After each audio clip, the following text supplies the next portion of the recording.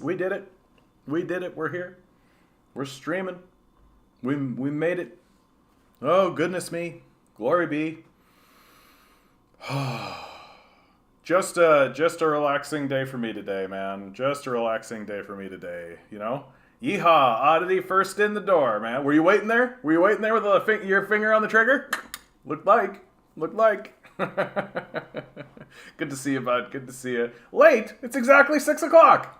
It's exactly 6 o'clock, Famita. How dare you? How dare you? I'm looking at my clock right here. It says 6 p.m.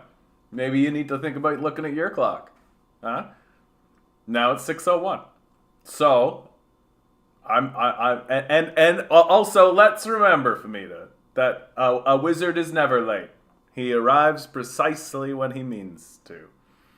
Gotta spam the refresh button. Yeah, exactly. Exactly, Oddity. Exactly. Ugh. Hope you guys are doing really well out there today. I'm like, I can feel it. My body is just getting into full-on vacation mode. Like, I am, like, ready to be on vacation, right? And thank you, Mocked. It is the correct time. Thank you. And like, tomorrow is going to be a big day. 11 o'clock, Queen's Park, I believe it is, let me be 100% on this. 11 o'clock, yeah, Queen's Park, I was right. 11 a.m., there's the ODSP protest. If you can make it down, please do. And then Isabella Gamp with myself, right? We are stopping traffic at Yonge and Dundas at 2:30. So come down Yonge and Dundas, right? And then there's some socialist action stuff going on. I may or may not be streaming tomorrow. So I'm gonna if the stream doesn't happen tomorrow, don't panic, right? Don't lose your shit. But it's 70-30, right? So there's a 70% chance it will be and 30% chance it won't be. Just because the day might take me away, right? And it might sweep me away. And then I'm off on vacation. So tomorrow is like this like huge busy day and then vacation. Where I'm going out to the East Coast, gonna hang out with my brother and my sister. We're going for a nice drive through the East Coast. Don't really know what we'll be doing, but I honestly don't care.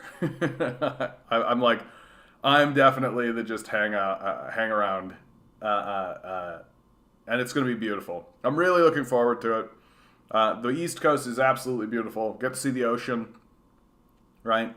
Just this enormously big, gigantic body of water, just to remind us how small and insignificant we all actually are. Hey Lonnie, if I didn't say hi, how you doing today? Good to see you. A nice smattering array of articles today, right? The CIA used to infiltrate the media. Now the CIA is the media. This is something that I think, and this is by, of course, the great and powerful Caitlin Johnstone. This is something that I think a lot of people are not keying into anymore. Most notably today, I've been seeing the Some More News guy, Cody Johnston, right? That he's kind of been just using articles at face value. And so his most recent video was about China, right? And he starts getting into China's human rights abuses. And he's quoting places like NPR and all the places that you would traditionally think would be useful, right? And articles shared in the Discord, you got it from Mita. But like, if you are, but a lot of these articles now are coming directly from the CIA, right? Yeah, inflation driving the gig economy, of course, right? We've got stories coming out. Uber Eats effectively lays off thousands of walkers. If Tesla wins, it could finalize on the ride-sharing service Musk has been sounding out recently, the analyst said. Going by the 2024 timeframe Musk has given for the launch and allowing some leeway for potential delays, the analyst said Lyft and Uber technologies will have about 4 years left. So literally Elon Musk is going to, like, they're going to be laying off thousands and thousands of people, right? The gig economy is like the last gasp of any of this. And as we read yesterday, right, they're starting to, use technologies to like outshare retail workers, right? So you're going to go into a store and the cashier will be a screen and it'll be somebody from like Nicaragua or something working for like $4 an hour, right? Many gig workers in the GTA are suffering because of Uber's recent algorithm changes. People are being pushed to the edge during a time of intense inflation. Alone, we are at the mercy of these app companies. Together, united, we can fight back. We win by organizing. That's right. We win by organizing.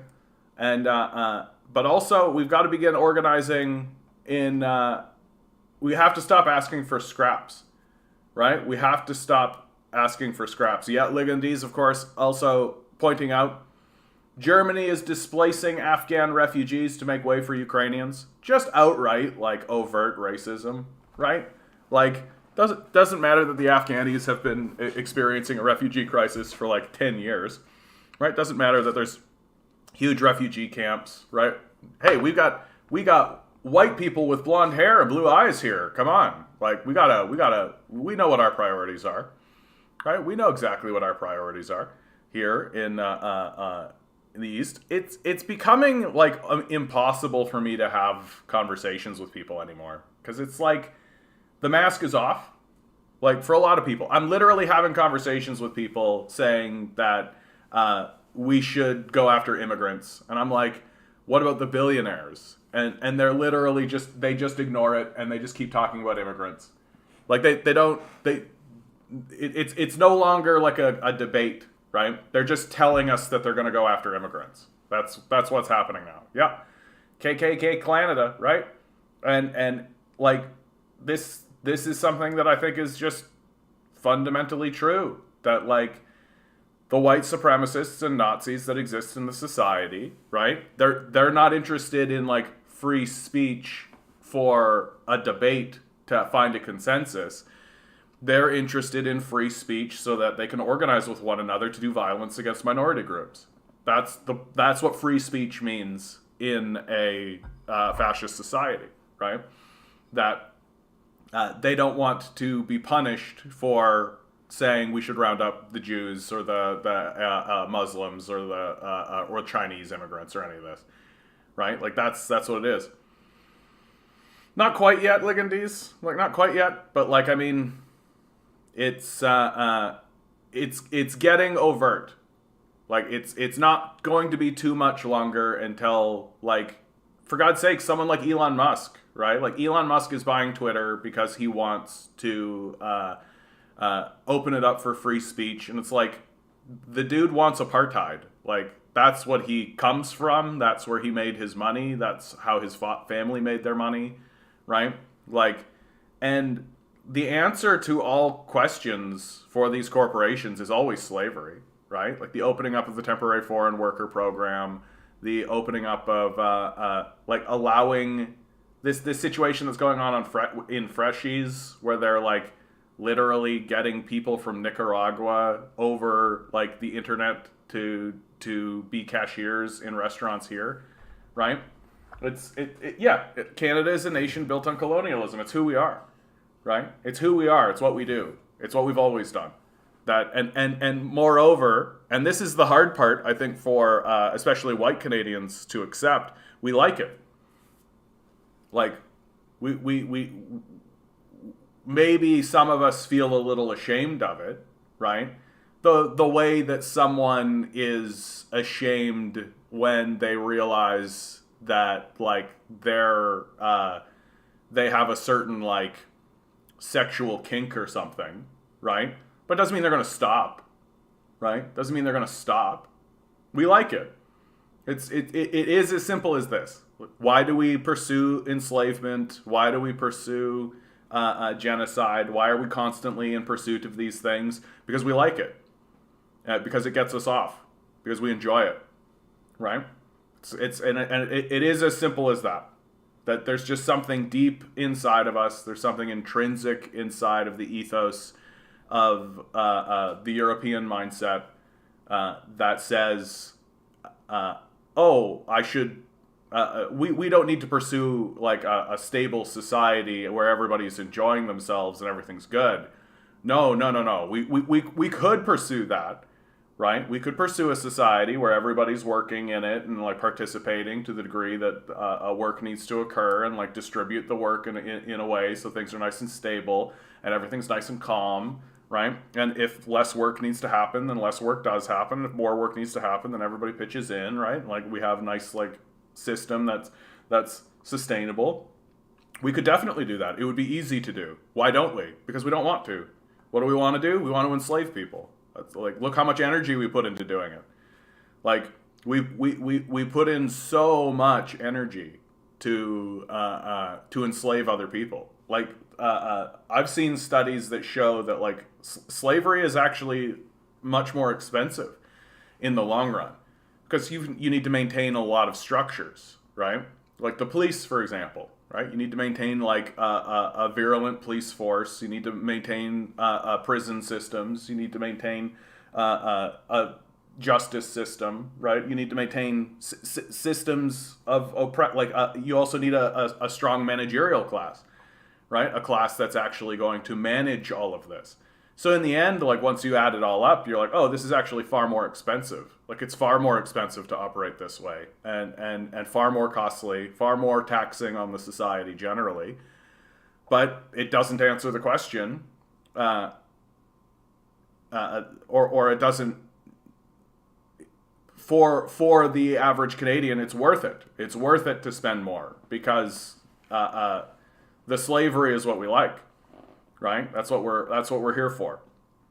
It's what we like to do. We obviously like to. And we have moments where we go, oh, that's, and we're in public. And then we just keep voting for the slavery. And if we didn't want to, we wouldn't. It's fairly straightforward, right? It's fairly straightforward. And of course, like, the minority groups in Canada have every reason to feel skittish and have every reason to feel uncertain. So we'll see how deep we go. I think we're going to go pretty deep, though. Like, I think we're going to go pretty deep. The conversations I've been having with people, and they're just getting more and more open. They're just getting more and more overt and explicit. They're no longer willing to pretend, right? That not that long ago, it was the leader of the Proud Boys who said, "We want to be Nazis, and I'm tired of pretending otherwise." Right? And I think the general populace is getting to that point. That, yeah, like we want it, and there's already like concentration camps in the United States. Like there's already like this enormous prison system in the United States. Like these things already exist. Like it's just got to go public, right? It's just gotta start happening in the streets, and it will. Hey, it's the day before vacation. Man, oh man, oh man, I always get so antsy the day before. Yeah, I feel it too. Tomorrow's going to be a really, really busy day, so I'm a little happy that that's happening, but it's all going to be good. I've forgotten what ocean water is like. Can you tell me what it's like once you get back? Also, hear the air around oceans is nice too. Yeah, that's the truth. Like, you get the clean air around oceans. Yeah, and the ocean water is salty and cold. Tomorrow, Queen's Park, 11 a.m. 11 a.m. down. Haven't been to the sea since 98. That's a long time, Bumbleguppy. That's a long time. So, the article I wanted to read is this from Caitlin Johnstone. The CIA used to infiltrate the media. Now the CIA is the media. Back in the good old days, when things were more innocent and simple, the psychotic CIA had to covertly infiltrate the news media to manipulate the information Americans were consuming about their nation and the world. Nowadays, there is no meaningful separation between the news media and the CIA at all. Journalist Glenn Greenwald just highlighted an interesting point about the reporting by the New York Times on the so-called Bountygate story the outlet broke in June of last year about the Russian government trying to pay Taliban-linked fighters to attack U.S. soldiers in Afghanistan. One of the New York Times reporters who originally broke the Russia bounty story, originally attributed to unnamed intelligence officials, say today that it was a CIA claim, Greenwald tweeted. So media outlets, again, repeated CIA stories with no questioning. Congrats to all.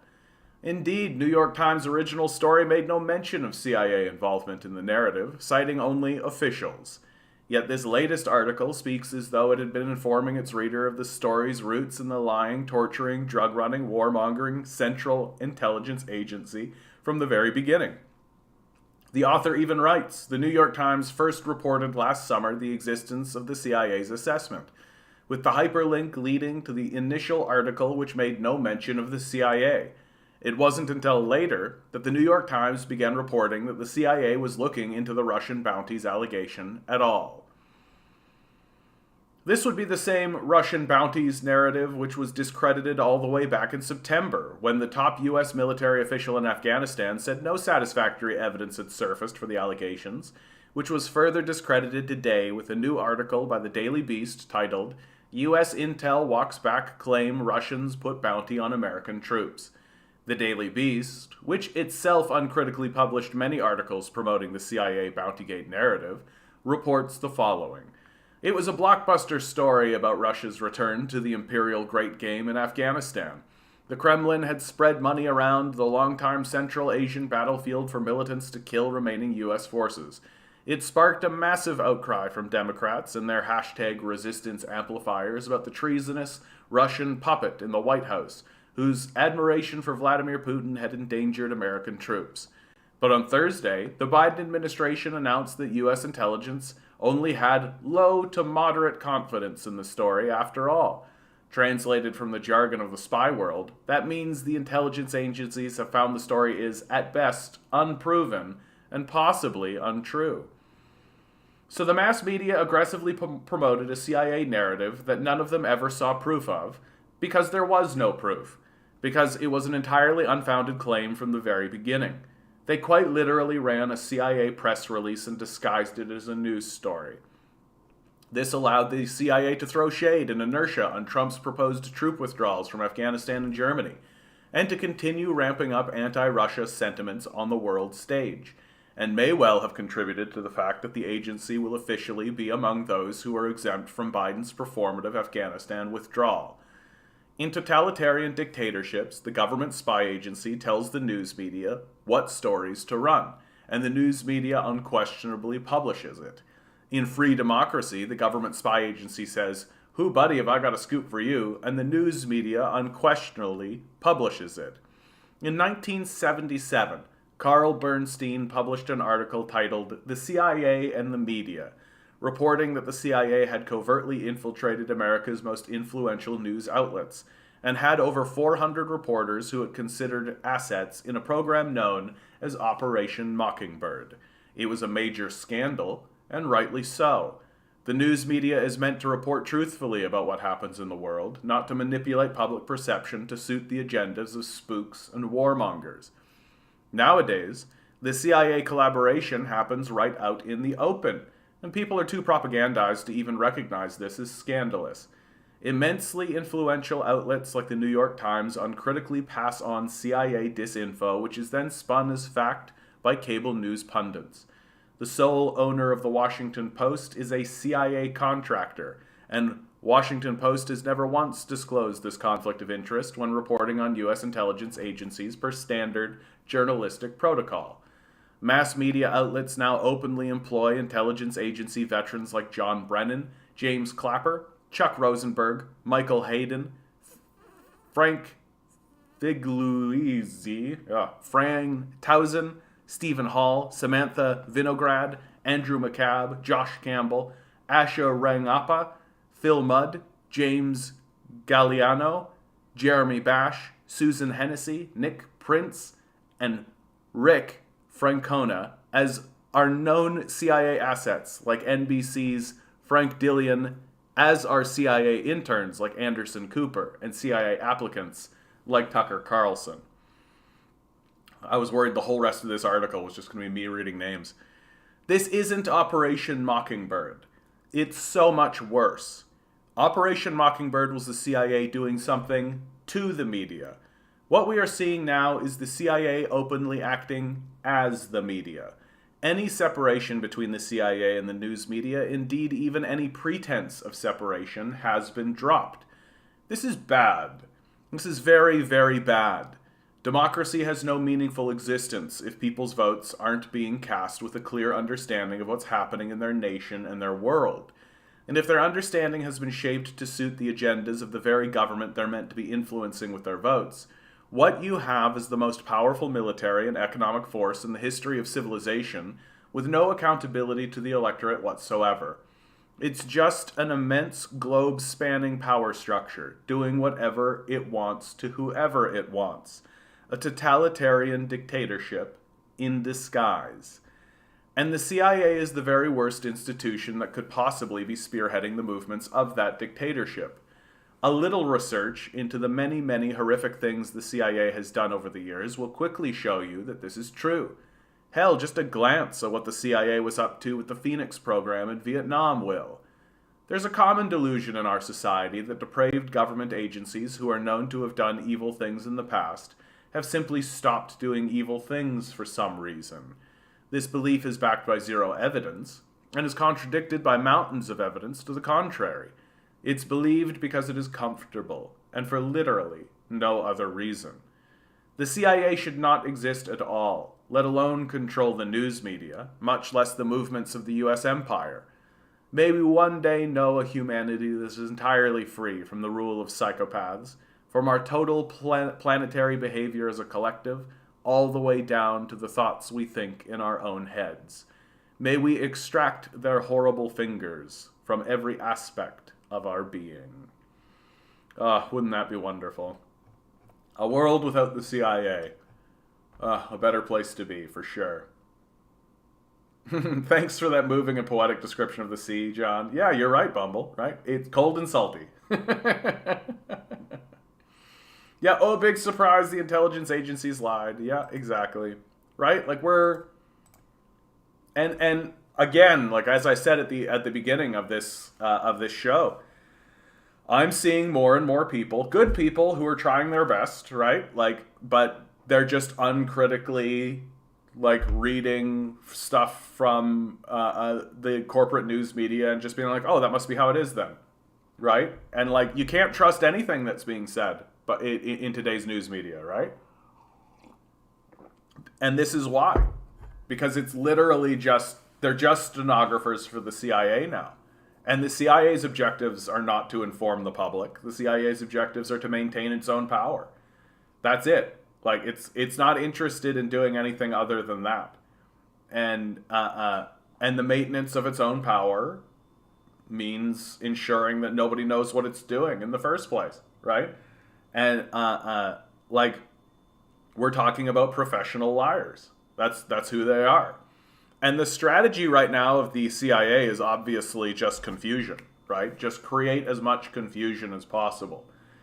Because if you can't create a cohesive or cognizant narrative, right? If you can't create a story that makes any sense, because no stories make any sense anymore, right? Nothing makes any sense anymore, right? Like, it's all nonsense. And so the strategy is, well, just keep the nonsense going. Just create so much nonsense that it takes immense effort to actually push through it and actually get to anything that makes any kind of logical sense whatsoever, right? Let alone something that's actually true, right? Like, just to get to some place where there's a narrative that makes sense at all.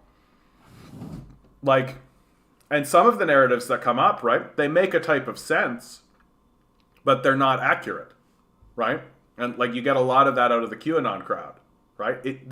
A lot of their narratives make a type of sense, right? As long as you don't root it in material analysis, right? As long as you don't pay attention to the billionaire class, as long as class politics are not at the center of your thinking and of what you do, then you can believe the immigrants are the problem, right? That, oh, we've got all these immigrants coming in, and no, they just keep coming in, and we're not telling them to come in, even though, like, we literally are, right?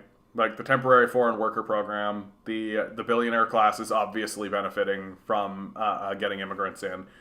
No, but it's the immigrants whose countries we've destroyed, right? Like, so we go to Venezuela, put sanctions on it, destroy them, and then they flee the country. Many of them end up here in Canada through the temporary foreign worker program, and then we have an entire political side of our conversation that's all about going after these immigrants, right?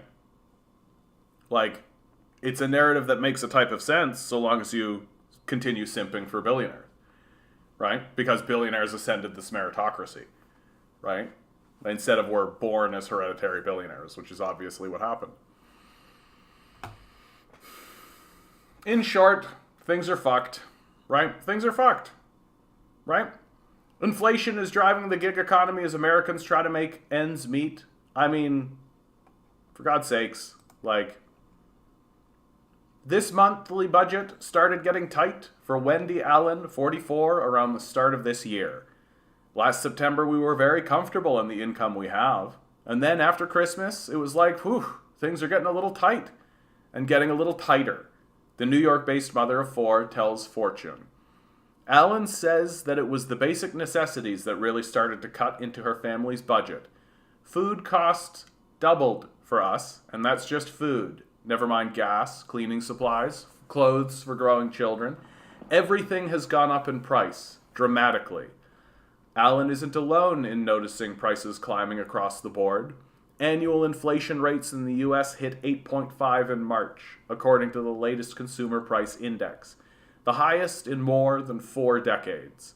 But unlike previous recent inflation spikes that were driven by skyrocketing car prices amid semiconductor shortages, Russia's invasion of Ukraine has sent gas and food prices soaring, while housing and rent costs continue to climb.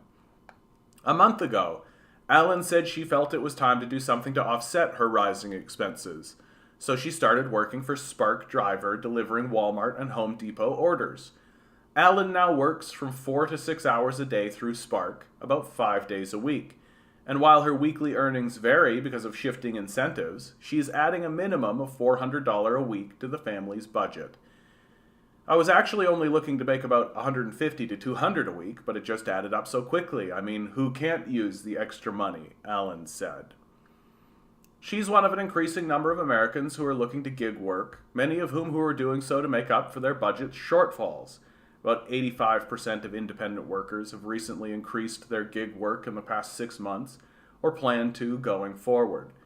According to the 2022 Gig Payments Report published by Workforce Payments Platform Branch and card issuer Marqeta, about 45% they have done so because of inflation. Another 13% of independent workers surveyed said they plan on taking more gig work to combat rising prices. Inflation is taking a bite out of the budget. A majority of workers surveyed, 84%, say inflation has impacted their personal or work-related expenses in some way. The biggest work-related expense? Gas.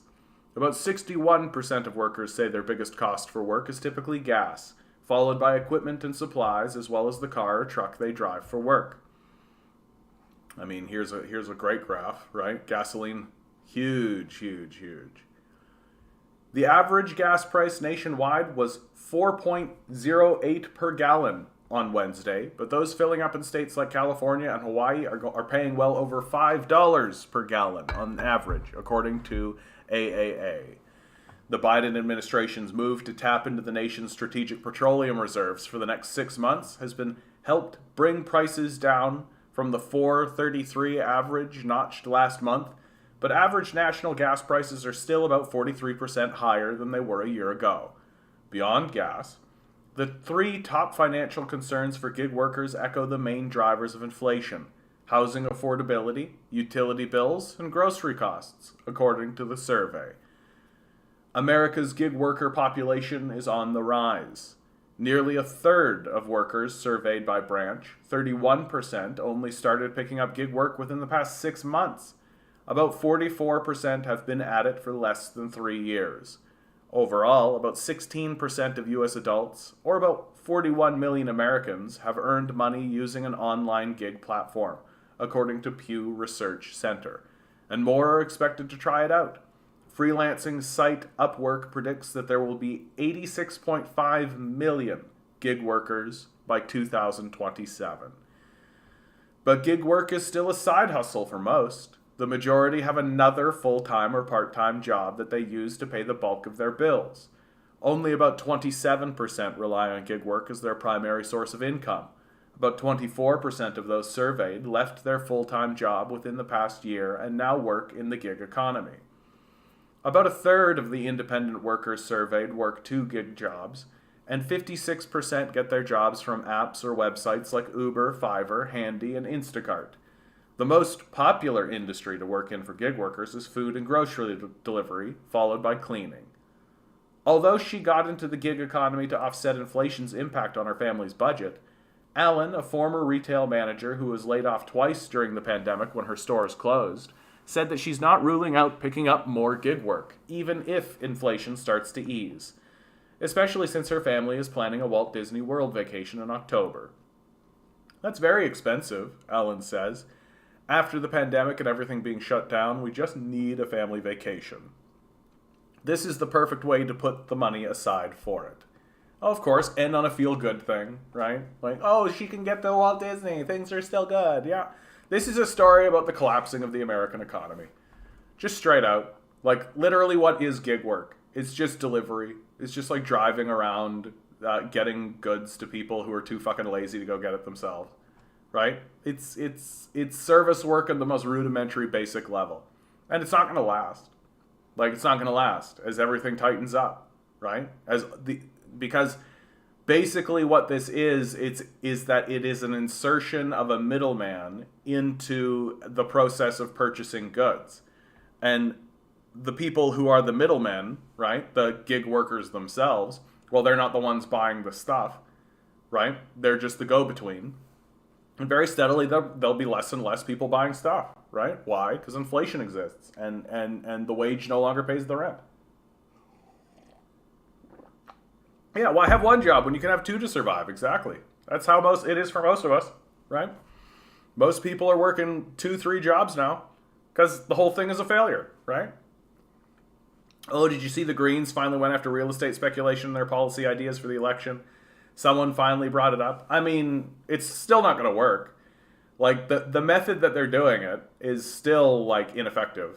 This is the thing that I keep saying over and over again. Like, the only solution is direct intervention, right? Take the house away from the speculator and give it to the person who needs it. That's literally the only thing that's actually going to work.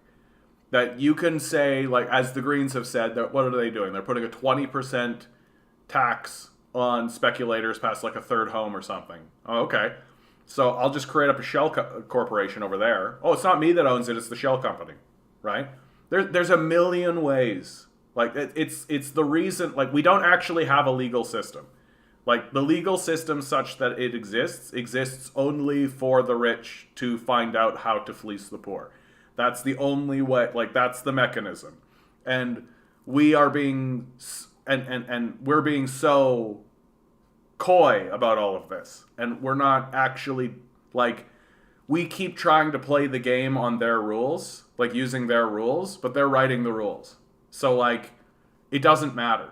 The only thing that will actually change anything is if we take the houses away from them and give them to people who need them. That's the only policy that will actually work.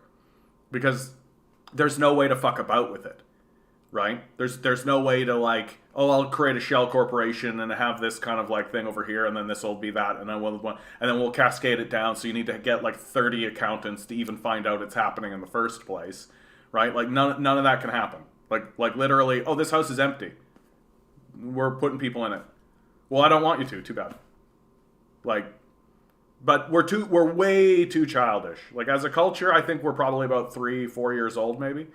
Like, we're way, like, we're very reduced in terms of our intelligence and our ability to actually understand the world.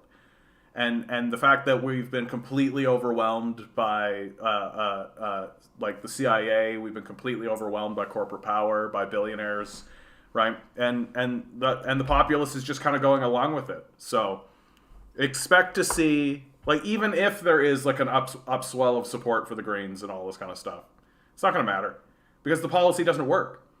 Because the policy plays the game as if the game has any legitimacy, right? And even if it did work, right? Even if it did work.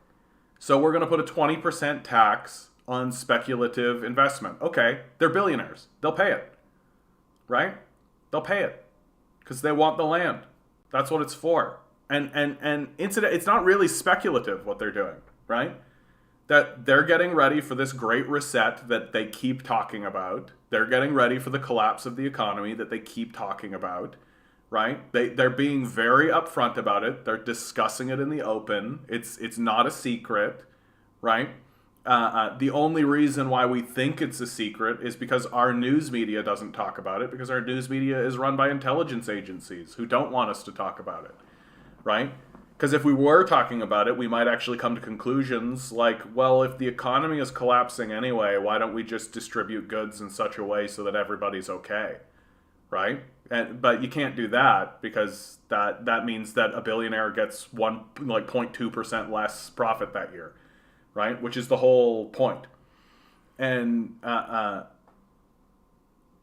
so once you understand that the billionaires know the thing is collapsing, the billionaires are aware of it, they're actively doing it, like they know, they know.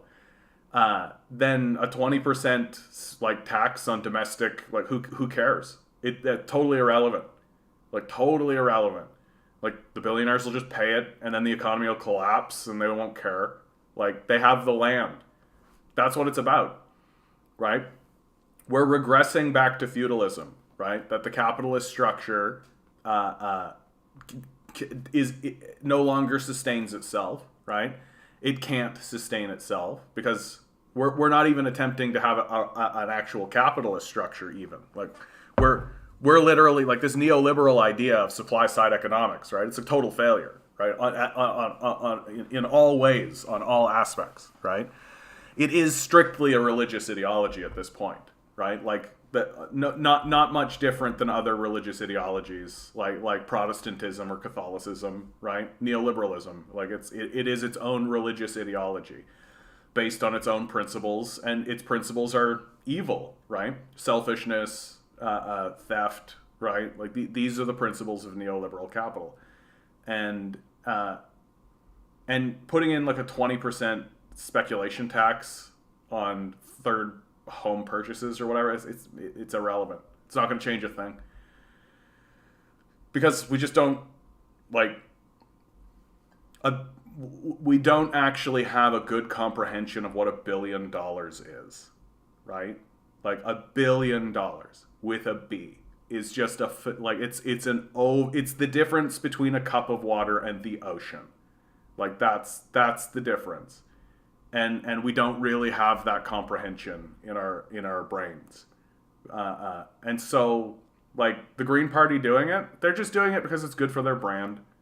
Right? If they actually cared about the issue and they were actually interested in solving the problem, right? They would say, we are going to let homeless people get homes.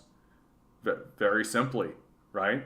If you have a third or a fourth or a fifth or a sixth or a 30,000th home, like some of these people actually have, then we're going to transfer those homes away from you into the hands of people who need them.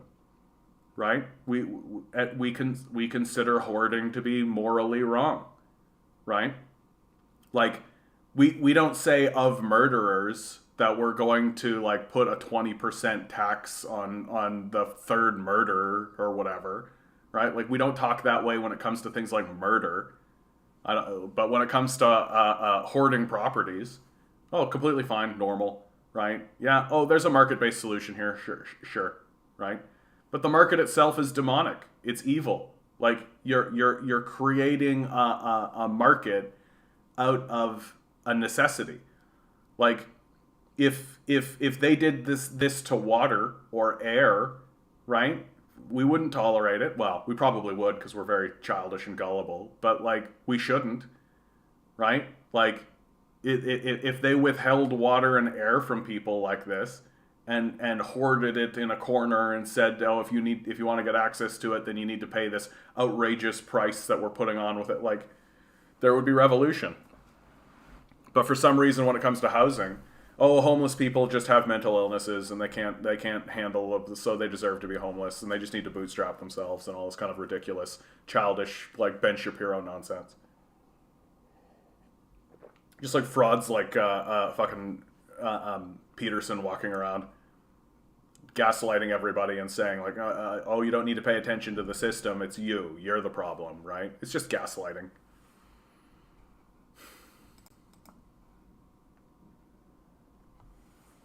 Meanwhile, from The Atlantic, there's no scenario in which 2050 is normal.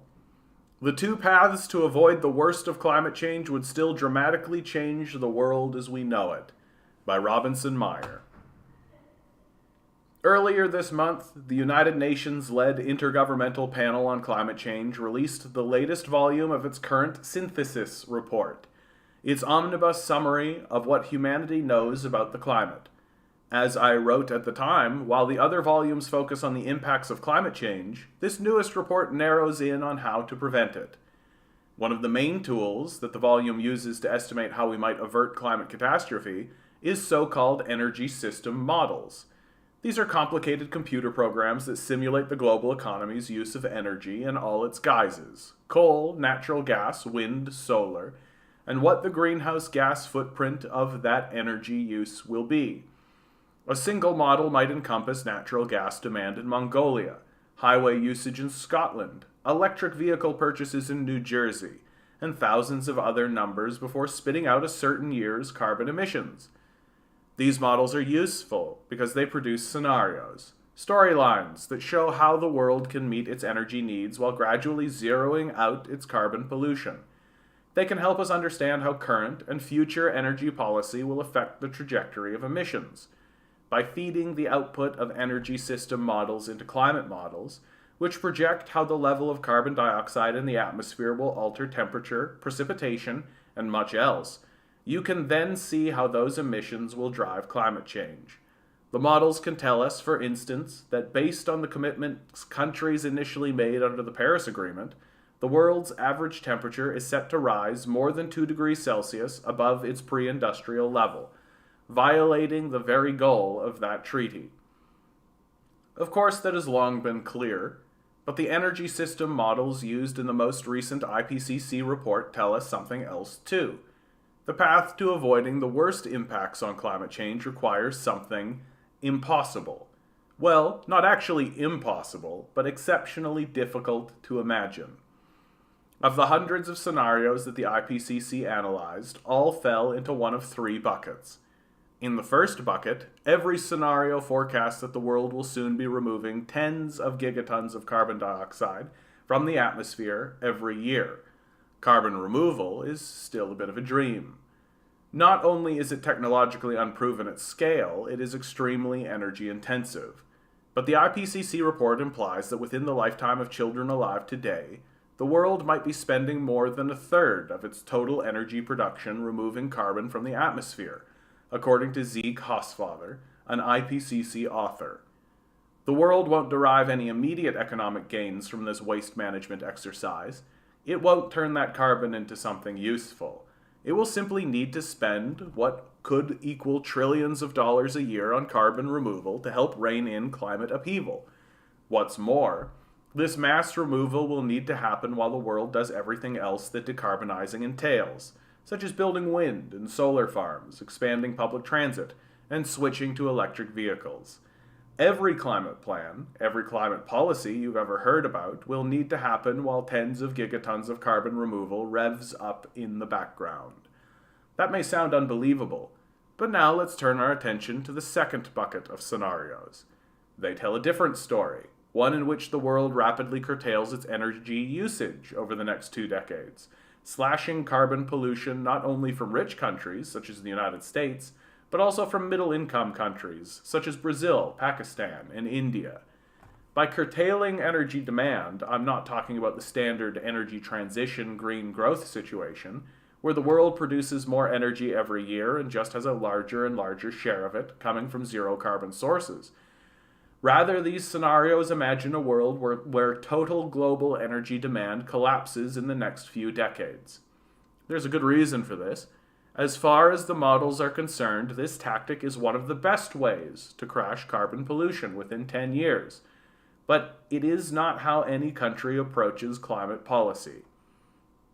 Take these scenarios' assumption about car ownership, for example. Today there are about 1.3 billion cars and light-duty trucks on the road worldwide. The U.S. Energy Information Administration predicts that this number will reach 2.21 billion by 2050, a 70% increase, of which less than half will be electric vehicles. But the low-energy scenarios require the global vehicle fleet to nearly halve during the same period of time, shrinking to about 850 million cars and light trucks by 2050. Don't get me wrong, this sounds fantastic. I'd love to live in a world where most people don't have to own a car to make a living or participate in society, yet it also does not strike me as particularly likely. And it is not the only life-altering shift imagined by the low-energy scenarios. These scenarios envision a similar revolution in energy efficiency technology sweeping through other aspects of our society, such as building construction, residential heating, and manufacturing. Historically, energy efficiency has improved by about 2% a year. The low-energy demand scenarios require much faster shifts. Oh, and by the way, these low-energy demand scenarios require a huge amount of carbon removal too, something like 3 billion tons of it. Even with low energy demand, there's still a fair amount of carbon removal deployed. It's just in the 3 to 5 gigaton range rather than the 5 to 15 gigaton range, Hausfather, the IPCC author, told me. He recently became the lead climate researcher at an online payment company, Stripe, which is paid to remove more carbon from the atmosphere than any other company. And then there's the third bucket. In these scenarios in the new report, humanity fails to limit global temperature growth to 1.5 degrees Celsius, or 2.7 degrees Fahrenheit, blowing past the more ambitious of the Paris Agreement climate's goals. Passing 1.5 degrees Celsius means that the world could encounter deadly droughts, mass migrations, and fatal outdoor temperatures by the middle of the century. Perhaps you can see the problem. None of these outcomes is particularly easy to imagine. There is no international agreement, or even political will, to conduct carbon removal at the scale that the IPCC report envisions. There is even less appetite for the rapid energy cuts that must come in this decade to meet the low energy demand scenario. And if you give up on either of those approaches, that all but ensures the world will exceed the 1.5 degrees Celsius threshold, which will lead to widespread turmoil. When you look at the three buckets this starkly, a few things become apparent. The first and most significant is that humanity must invest more in carbon removal as quickly as possible. So far, most of the money spent on carbon removal has come from the private sector. 2 weeks ago, I wrote about Stripe's efforts. But the funding to remove billions of tons a year can only come from the government. Many climate thinkers hope that the federal government will step in and administer carbon removal as a public waste management service, at least in the United States. There's currently little bipartisan political will to do so, but it is beyond past time to begin implementing that. The second is that coping with climate change will require disruption on a scale that our political system has yet to comprehend. In some cases, that disruption will come beforehand and prevent the damage. In others, it will result from the climate damage. But it will come, nonetheless. If I asked you, 40 years from now, will only about 5% of Americans own a car, or will the world spend a large share of its energy production sucking carbon from the atmosphere, you would rightly respond that neither sounded particularly realistic. And that is the point. We've been backed into a corner. The scale of change headed our way is unimaginable, and it is also inevitable. Because it's easier to imagine the destruction of the planet than the destruction of capitalism. It's basically what this article is all about. All right, we're getting number calls. We're getting number calls. You and me, Mocked. We're in for the 7. I'm with you. We're gonna do it this time. You and me. Bumbleguppy's saying a 1. We've got 7 people in the chat, so I'm going to see 7 numbers. Number. Put 7 people in the chat. It's April 7. 27, Looking good for us, Mock. 2022. 10 balls. We got a 4. Each ball has a number. Oh, we're tripling down. We're going down on that Numbers 7. 1 through 10. Here we go. Swirl the numbers. Swirl the numbers. Pick a number. Good old David Lynch. Counting in with a 10. Today's number is Lonnie with a 5. 9. Whiff, whiff, whiff. It was a 9 yesterday, wasn't it? Boo. Boo. We're going to get it, Mocked. We're going to get it. You and me, bud. And you, Famita. We're going to do it. We're going to hit that 7.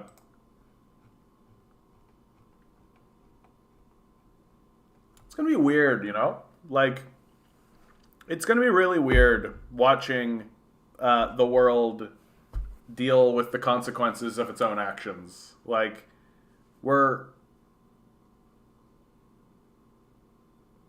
I'm beyond, like, upset about it. You know what I mean? Like, I just can't be upset about it anymore.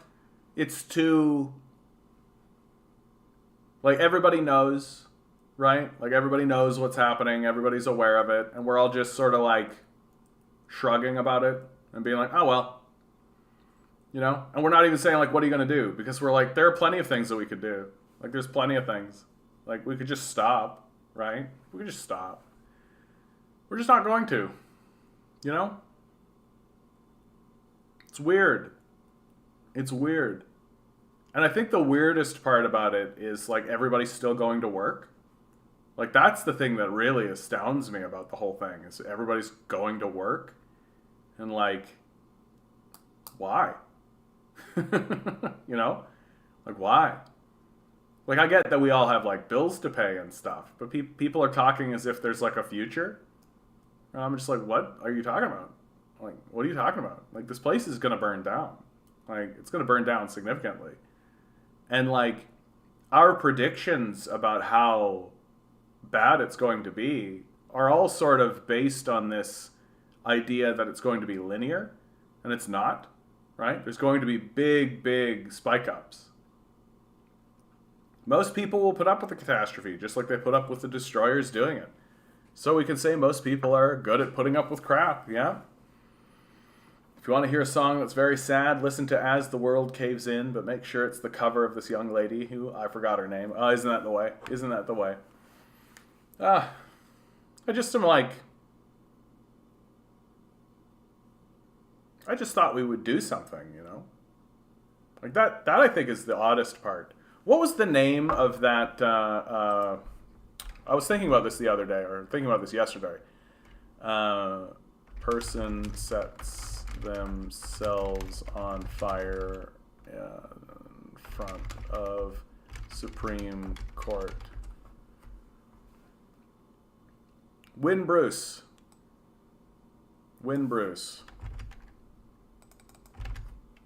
Like, yeah, here we go.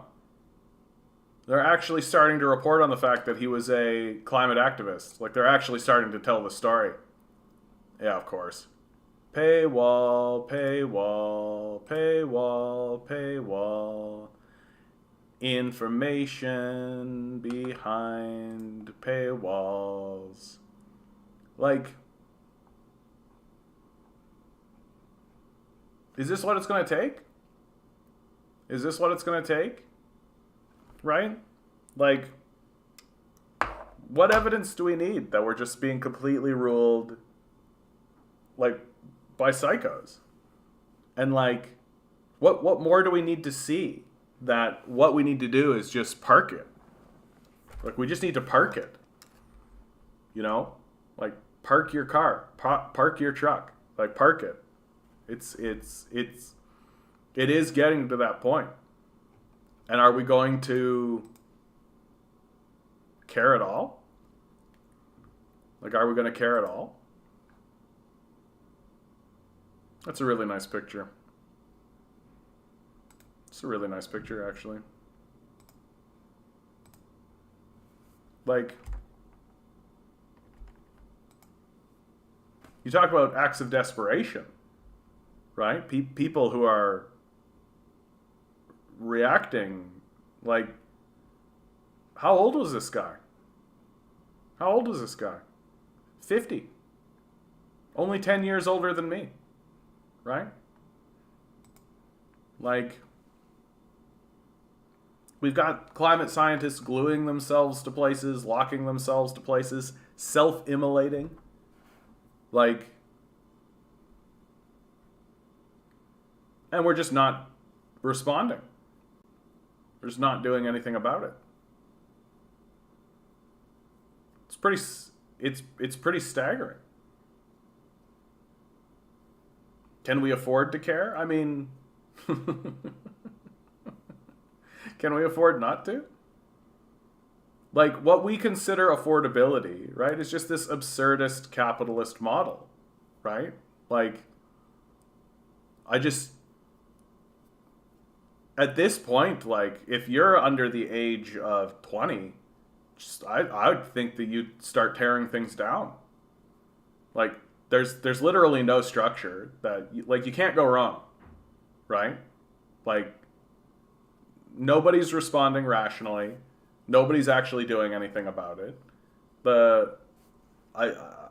There's nothing left. Like, there's nothing left for you if you're 20, right? It's all going to burn down. Like, start tearing stuff down. You can't go wrong, right? Stop investing in any of this. Yeah, exactly. Look around. All the work needs doing. It's only the capitalists that make the arguments against it. Yeah, because it's a death cult, right? Because it's a death cult. And, like,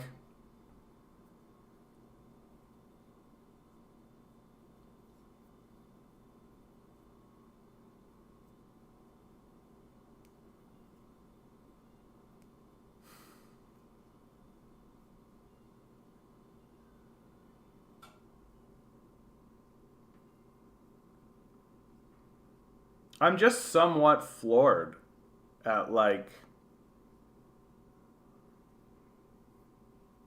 it wasn't that long ago here in Toronto that, like, a climate march was bringing, like, 100,000 people. That there were, like, big numbers of people coming out. And it just stopped. Like, COVID sort of blew everything up for everybody. But, like, and now the only people who are taking to the streets are, like, the trucker types. And of course, like, they're running these big rigs. They don't give a shit about climate change at all, right? And, like,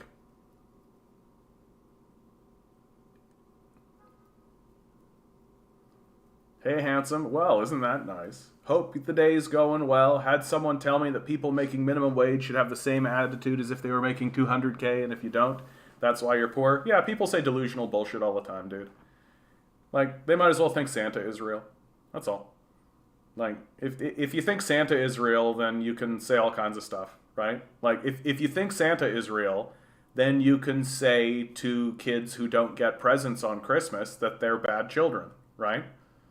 Like, well, you didn't try hard enough to placate Santa Claus, right? Santa must have put you on the naughty list, right? Like, that's all. Like, if you think magic's real, and if you're too stupid to realize what's going on in the world, then you can say whatever you like. It's very simple, right? Like, telling people who are making minimum wage, who, like, literally can't get their rent and food paid for, like, it's something just a delusional, detached owner would say. That's very simple. The only workable solution is a very rigid wartime communist model. Yeah, I think that's right, Compton. Like, we need a war economy. Like, without a doubt. Like, we need a war economy. And if we don't actually put in, like, a war economy, and again, like, I think that the people who have been funding the disinformation campaigns against climate change need to go to jail. Right? Yeah, and Jester, to your point, like, it's just a form of gaslighting. Like, that's what's happening, right? Like, a person that's saying that if a poor person can't become rich, it's their problem. Like, that's called gaslighting, right? You're blaming the victim.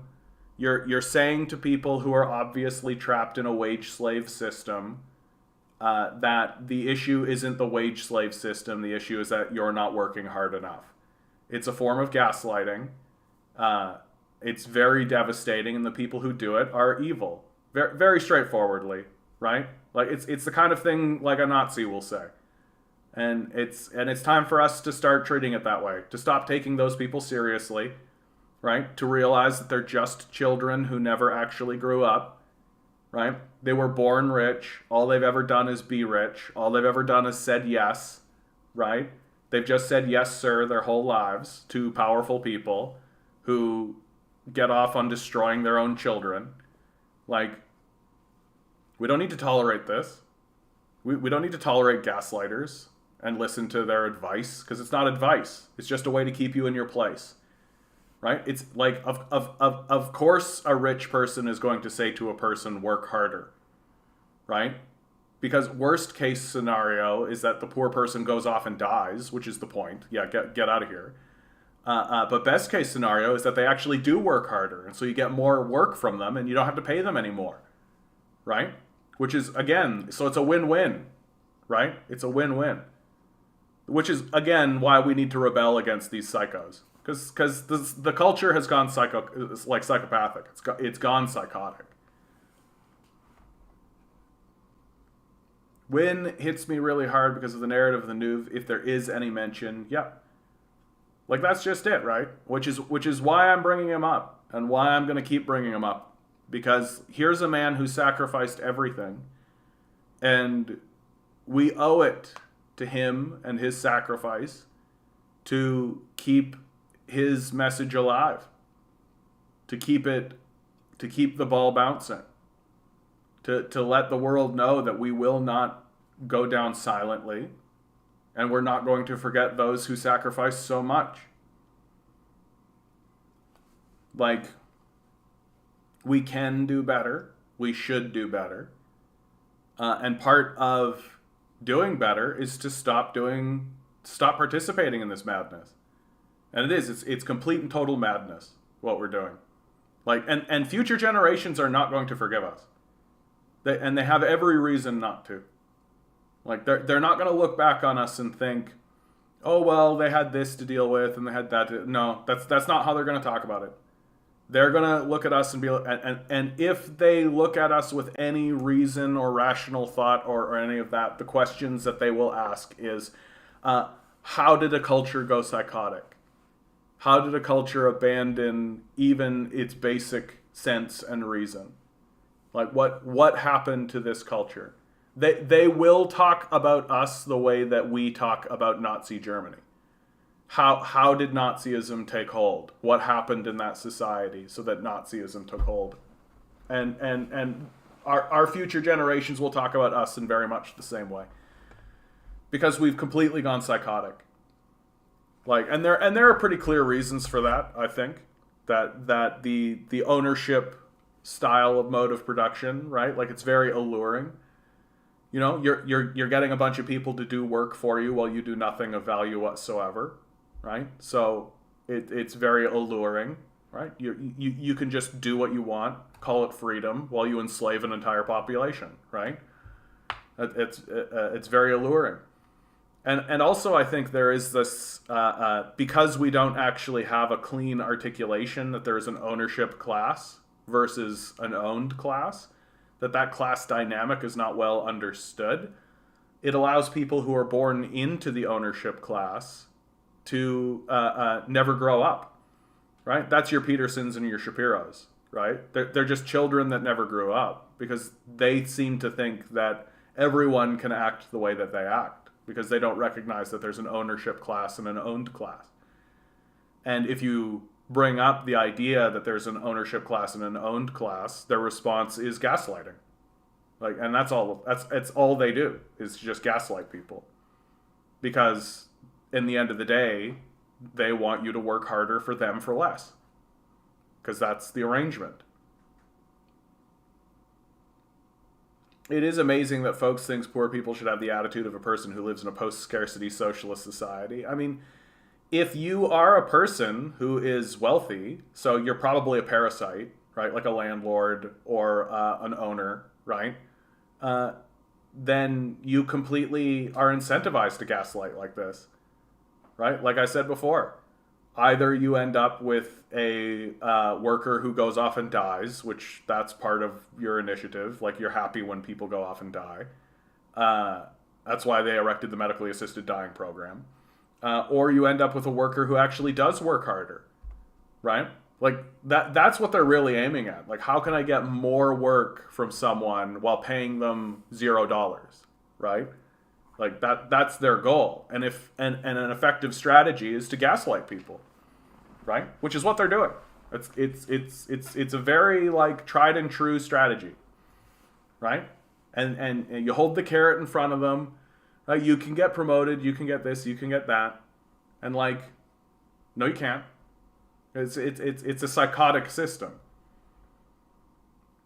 Socialist economies are hyperproductive and strive to approach post-scarcity. Rigid control of scarce resources is exactly where we are right now. We just control it through the market. Yeah. Under communism, everyone lives like a billionaire because they have full access to the resources of society. I have always loved the words the market, like the invisible hand, and not people with names and addresses so you don't drag them from their homes. And that's another strategy, right? There's obfuscation is the point, right? The reason why corporate structures were erected was to diffuse responsibility so that individuals could not be held responsible for the actions of the corporation. That was the whole point, that corporations existed. So the corporations used to be something that the government would enact for limited periods of time. So when railways would get built, right, there was an understanding that when you were enacting certain projects, that there would be things that occurred that would be questionable, right? You just understood this as a government agency. And it does make a type of sense, right? Like, when you're enacting like a large scale project, you're going to destroy things. You're going to displace people. It's going to happen. Even if you want to be as nice and as sweet and as beautiful as you possibly can be, it's going to happen, right? And so governments would give a group of people, they would incorporate them. And this incorporation meant that the individuals involved in the corporation couldn't be held responsible for the actions of the corporation. And that corporations then would be corporations would be held responsible, but that means that all you would do is fine them, really. But because most of the time corporations were acting on behest of the government to achieve an objective, fining the corporation would basically be a fine on the government, and so it wouldn't really matter. And then once the project was finished, the corporation would be dissolved, right? But then they found a way to make these corporations permanent, right? And then they privatized them. And so the individuals within these corporate power structures can't be held accountable for their actions. And if there is a lawsuit, it just gets hit on the corporation itself, right? So literally, if you are acting at the behest of a corporate enterprise, the worst possible thing that can happen is a fine. And so now what have these corporations done? Well, they just include the fine in their bottom line. It's just a cost assessment benefit for them. So if dumping toxic waste into the river, if the fine for doing so is less expensive than the cost of actually disposing of the toxic waste properly, then they dump it in the river, right? And it's because these enterprises are psychotic, and now very steadily the people within them have become psychotic. Just like psychopathy, narcissism, sadism, capitalism is an awful lot of Machiavellianism baked into it. Just pick any major issue from psychology and you describe every CEO. Yeah, and part of the issue of the capitalist structure, right, is that it rewards this behavior, right? It's not enough to simply say that there are people like that within the system, right? Because there always are those people in the system. It's always been that way, right? And there's always, like, a certain type of person is going to strive for power. But our system rewards it. That if you're like this Machiavellian psycho, right? You get rewarded for it. And that's what's at issue. That's a major part of the problem. I can't remember if it was Marx or Lenin, but I was reading about how the bourgeoisie have a massive advantage because they inherently have class consciousness. Of course, yeah. That's a very Marxian idea, right? That like, of course, a billionaire has an understanding of class consciousness because he understands that he's an owner, right? That the owners understand that they're owners, right? And they do everything they can to make sure that the workers, like, that's why this narrative of we're all in this together matters so much. Oh, we're all in this together working for the same initiative. Don't pay any attention to the fact that there's an owner and that you are owned. And people don't really want to think of themselves as owned, right? Like, people don't want to think that they are a wage slave in a wage slave system, right? They want to believe that they are this special snowflake that's going to go and change the world and like all this kind of stuff. They don't want to believe that, no, in fact, you are a wage slave operating in a wage slave system. Like, this, and this conception of how our society works used to be very well understood. For God's sakes, Abraham Lincoln ran on this platform, right? Like, he ran on a platform of the abolishment of wage slavery, which is this system that we're in now. And we're working very hard to ignore it. Yeah, the CBC is a corporation, yeah. Fines are just a ticket for capitalism's wild ride, yeah. No, I mean, if the punishment for doing something is a fine, then that's only a law for the poor. That's all. I remember the Ford Pinto turned out to be a story, just as you described. The exploding gas tank lawsuit settlements were cheaper than the assembly line refit. Yep, of course. I don't think it's hyperbole to say that they hate everything good about the world. I mean, Mocked, I think you're onto something there, right? I think that what is happening more than anything is that because the wealthy are so childish and selfish, incapable of basic humility, like basic humility, they can't come to terms with their own death. That the way the world works and the way the system is designed is that everybody dies, right? And we're all marching towards it. I don't know if you've noticed it. I have. I keep telling these young kids to make the choice and not age, but no one listens to me. And but, if I feel like if you're a normal person, you look at the concept of death and you think, okay, that's how it is. The best that we can do is face it gracefully and honestly and openly and live in the truth of that and honor the system. Be grateful for the moments that we have. Be grateful for the life that we have. Try to integrate ourselves into the larger system, right? Humble ourselves to it.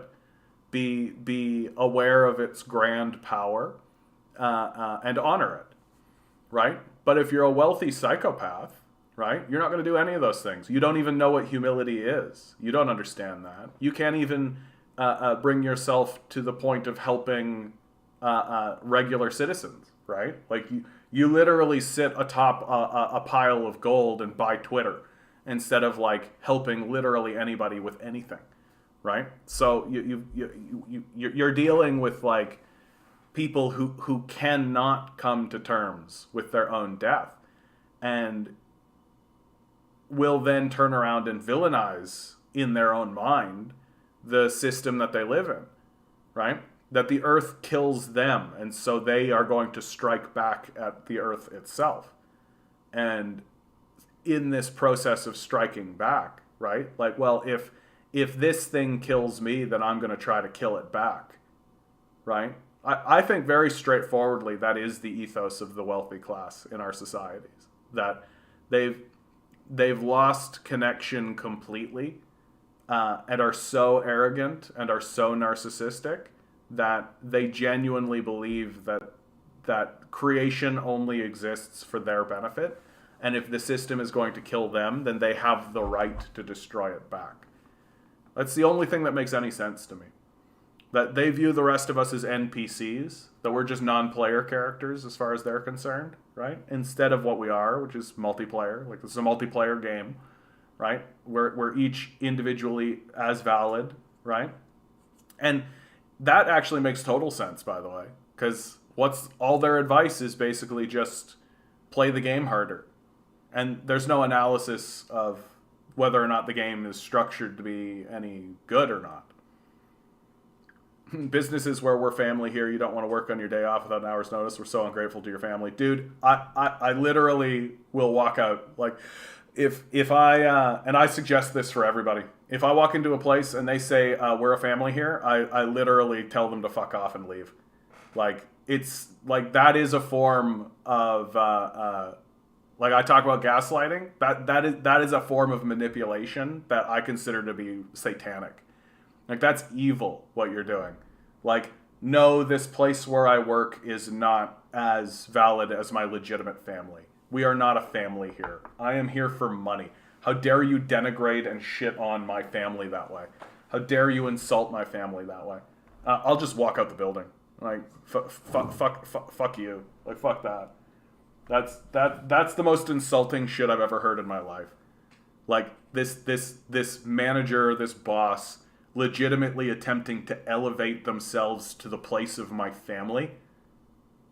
Shut the fuck up. Like, talk about exploitation to the next level, dude. That's disgusting. It's disgraceful. The reality is that science will be able to extend our lives, although all the research into that is being done by billionaires for billionaires. Yeah. No, and you're just going to end up with ghouls. Like, they're just going to be ghouls. Like, just these bitter, suffering, angry, detached, psychotic vampires is what that's going to create. I would rather spend my short time here living rather than pining for immortality. My wife drove safely for the first time since her stroke, and I'm stoked. How wonderful, Bumbleguppy. How wonderful. That's very good to hear, bud. That's very good to hear. It's the small things. It's the little things like that, eh? Being able to, well, and that's not that little, honestly. Like, that's quite a big deal. And and I agree with you. I'm like, I feel like the pining for immortality is very, like, I don't know why anybody would want it. I don't know why anyone would want it. Like, the system that we're part of is so much grander and so much bigger than us. And when you really think about what immortality means in the larger scale of things, it's a type of stasis. It's a type of stasis. It's just a form of calcification, right? That the way the system is obviously structured is that all things are born, they grow, they live for a bit, and then they decline, and then they die. And that's how it is for everything. And I just think that if you wanted to lengthen that process or remain stagnant in that process, right? It's just, I just think well, yeah, immortality would be great for maybe 100 years, and then I think it would start to get stale. And the only thing that you would start to do is you would just, like, and these guys are not going to, like, use their time to help anybody, right? Use their time to create a stable environment or a stable anything, right? So, like, for many of these guys, like your Bezoses and your Musks and all of this, I think it would be, I can't think of a better punishment for these guys to actually live to see the apocalypse that they created, right? Like, I think about this all the time, like someone like the Koch brothers, right? Like, the Koch brothers are going to die before the apocalypse occurs, right? Like, they're not going to actually see it, even though they're instrumental in its creation. But, like, if you lengthen your life, if you're one of these billionaires who try to lengthen your life, well, that means that you're going to see it. You're going to bear witness to the destruction of the society and the destruction of the civilization and the destruction of your ecosystems. You're going to see what your actions wrought. I can't think of a better punishment for these guys. Jellyfish are immortal. If you want the living experience of a complicated, evolved animal life, well, sorry, death is part of it. Otherwise, go float in the sea. Well, and jellyfish are actually also useful, right? They're like filters, right? That's what they do. They're filtration systems for the oceans. And so they're far more useful than the billionaire class, right? Like, because they actually do something. They're worth something. They provide value. Whereas, like, the billionaires, like, they do basically nothing. Like, they're a negative drain on the society in major ways. Like, they're not organizing anything or creating anything. They don't. All they do is take credit for other people's work. That's all. So, floating around in the sea all day sounds pretty chill, right? They won't see it as their fault, though. I mean, there is that line. Like, and also we don't, like, will they even keep their wits about them, right? Will they even, like, sure, they might still technically be alive, but are they, like, they're already, like, detached from reality. Like, they're detached narcissists already. Like, what is it going to be like when they're, like, 150, you know? Sponges are the money simple life form. Just chilling out, being a sponge. That's why SpongeBob. Cetaceans are the best. What the heck is a cetacean? What is that? Cetacean.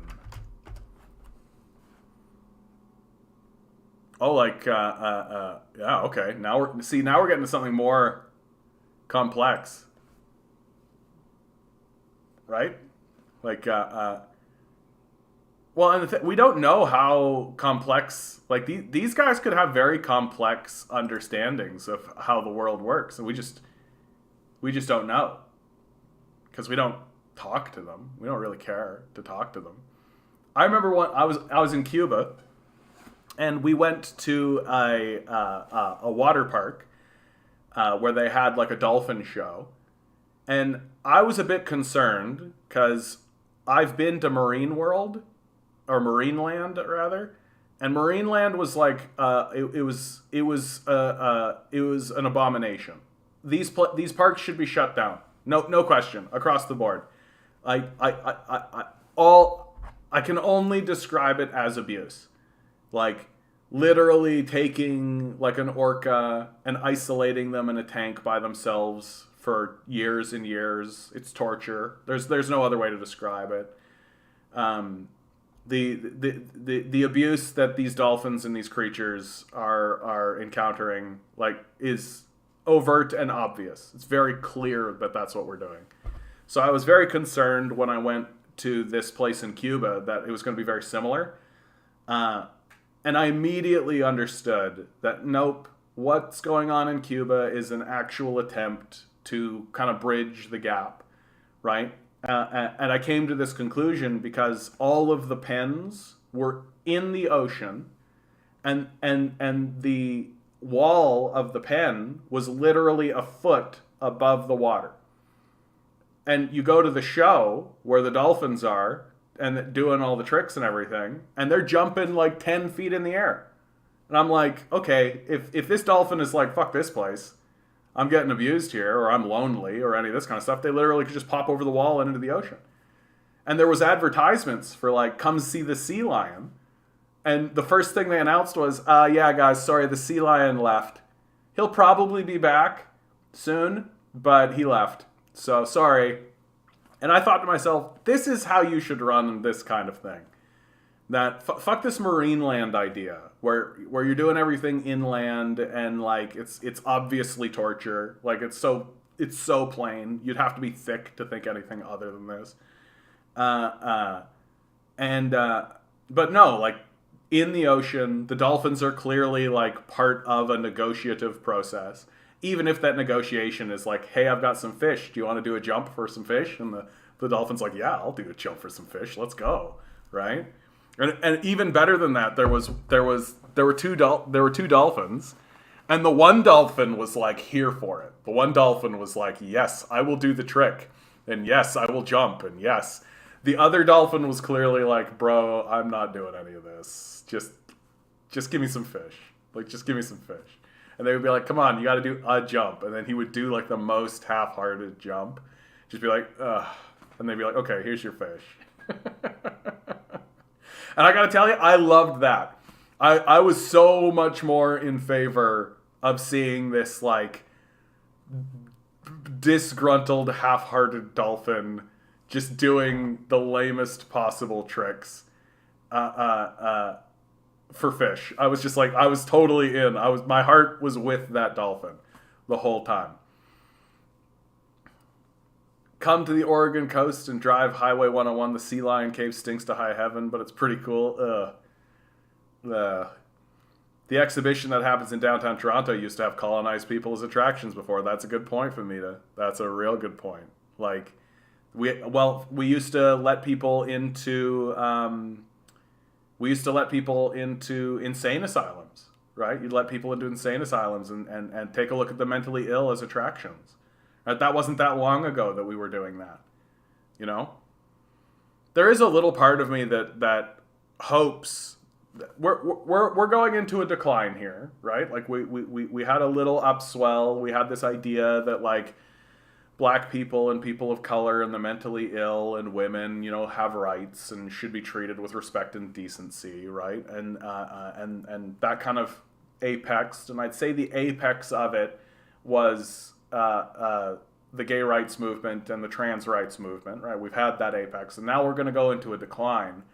And the hope, I think, is that we swung up, and hopefully when we decline, we don't decline so far, right? That we decline, but we don't go back to like, because it seems like the more I think on it, if I try to have a more hopeful perspective, that it seems like what happens is things go up and then decline, but they don't decline back down to where we were, right? So like we used to crucify people in public, that the state used to crucify people openly in public. And then we moved up from that, and then we went back down, right? So there's still like public beheadings, there's still that kind of stuff that happens, but we didn't go back down to crucifixion. And then we come back up, and then we go back down, and then back up. And so it's like this line that's constantly going upwards to egalitarianism, right? Yeah, a slight uptick, and then Reagan comes around, exactly, right? And then so we go into a decline, and then we go back up, and then a decline, and then back up, and it's not linear, right? It's not linear, so it's have you seen some of the pictures from when they did that? Babies would starve to death. Ugh. Oh my God, the movie Francis was one you have to watch. I couldn't watch it again. Really heart-wrenching bio about Francis Farmer. Dude, I was the assistant stage manager on a production in my university. We did a production of St. Francis of Hollywood. And St. Francis of Hollywood is what that movie Francis is based off of. That, I think. But yes, Francis, for those of you who don't know, Francis Farmer was a young, I think Kansas. She basically was the classic story, like the young rural girl who went to Hollywood to become a starlet, and when she goes there, she gets caught in the Hollywood system, and she ends up becoming the girlfriend or wife of a Hollywood, a well-known Hollywood writer, and she becomes so wrapped up in the system of this Hollywood thing that it starts to drive her mad, and so she acts out against it, and ultimately her husband has her lobotomized, right? And this idea, like, when women talk about, like, women's rights and things like this, like, this is what they're talking about. They're talking about a society in which a husband can have his wife institutionalized and then lobotomized against her will, right? Which is exactly what happened to Francis Farmer. And that's, like, recent. Like, that's real fucking recent. Like, when was, yeah. Like, she died in 1970. Right? And, Yeah, well, of course lobotomies are terrible, right? Like, and like, that's a practice that we were still doing in like the 60s and in the 60s, for God's sakes, right? So like,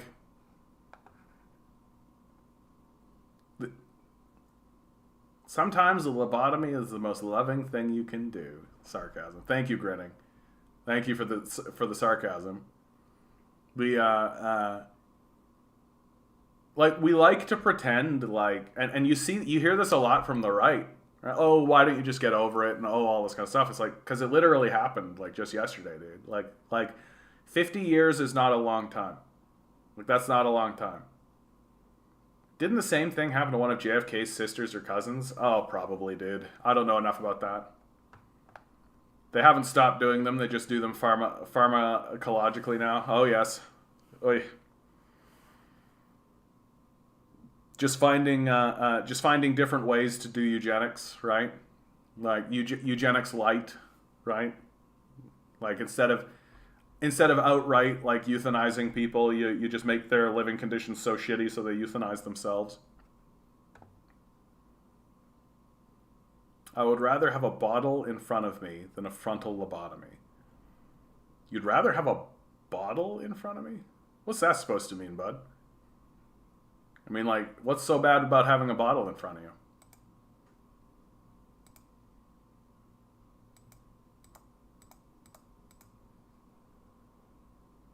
Here's one of my favorites that I ran into today. One of our former prime ministers, right? Stephen Harper. Putin heads a fascistic government, says former PN Stephen Harper. Oh, pill bottle. Gotcha. Former Prime Minister Stephen Harper seemed to obliquely compare Russian President Vladimir Putin to Nazi dictator Adolf Hitler at a recent public talk, and accused the Russian leader of heading a fascistic government. What's so funny about this is that it's always conservatives that say, you just call everything you don't like Nazis. And now we get to say it back, right? You guys just say everything you don't like is Nazis. That's all. This is the 1930s all over again, said Harper in a reference to Putin's February 24th invasion of Ukraine. This is essentially a fascistic nationalist government in Russia invading a neighbor with total disregard for any kind of legal framework, international or otherwise, and trying to deny its right to nationhood. Harper made the comments Monday during a panel at the Raisina Dialogue Geopolitics Conference in New Delhi. Also in attendance were former Swedish Prime Minister Carl Bildt and Jane Hall-Lute, Deputy Secretary of the Homeland Security under U.S. President Obama. This is pretty dangerous stuff, because what it does is it spread into the populace this narrative, right? And you can dislike what Putin did, right? Absolutely. Like, I think that that's a reasonable position, okay? I'm not going to stand here and act like a Putin stan, right? Like, I think that it's completely reasonable to say that Putin broke international law, and that what he did was a crime, right? And we should be talking about it that way. And I'm like, okay, like, cool. Especially if that person is also going to be like, yes, like when George Bush invaded Iraq, right? I view Putin's invasion of Ukraine on those kind of terms. I can look at that and be like, okay, now we're having a reasonable conversation, right? And we can get into, yeah, exactly. Putin has racked up 6 million kills, yeah, but at least it's not hysteria, right? Like, at least we're sitting here being like, oh, okay, so we're having like a conversation that is in a ballpark of reasonable discussion, right? And we can kind of understand one another. Like, I understand that position. Like, if somebody wants to say that what Putin did was a crime and it broke international law and all that kind of stuff, I'm going to look at them and be like, okay, like, yeah, but like, we can still understand the reasons why he felt that was important to do, right? And every time, and I have had conversations with people who have been like this, and I've said to them, okay, but like, you understand that there's like the Azov battalion and the coup that occurred and all this kind of stuff. People have been like, yeah, that is true. Like that, we can't exclude NATO meddling, and we can't exclude, like, it's a very complex issue, right? For which there is a lot to understand in all of this. But these sorts of statements saying that just Putin is Hitler and just an unprovoked invasion for no reason other than the grab for power, right? It's dangerous. It's a dangerous way to try to understand the world, right? Like, and like, this guy used to be one of our, like, this guy was a prime minister of Canada. And like this, if this is the way that he's talking about the world, like it's extremely reductive. Like, it's extremely reductive in a childish way, right? And so, like, it's why do they say fascistic instead of fascist? I don't know, dude. That's a good question. Like, why do they say fascistic instead of fascist? Because they know they're bullshitting, first of all. Like, because, like, Putin was put into power by Western forces. Like, his relationship to the West is very similar to Saddam Hussein's, right? That, like, we've got pictures of Vladimir Putin going and meeting the world leaders, right? Like, when he came into power. And there's some great pictures of Putin during this period of time because he looks very much like a fish out of water. Like, he looks very much like he's overwhelmed and wide-eyed and just like, oh wow, that's the Queen of England. Can you believe it, right? Like, he's really, like, almost giddy looking in a way. It's almost cute. And then yeah, exactly. By the way, the U.S. literally has committed multiple recent genocides, and the only ones who pointed out are China. Yeah, like, no, I mean, like, we're living in this complete era of hysterical stupidity.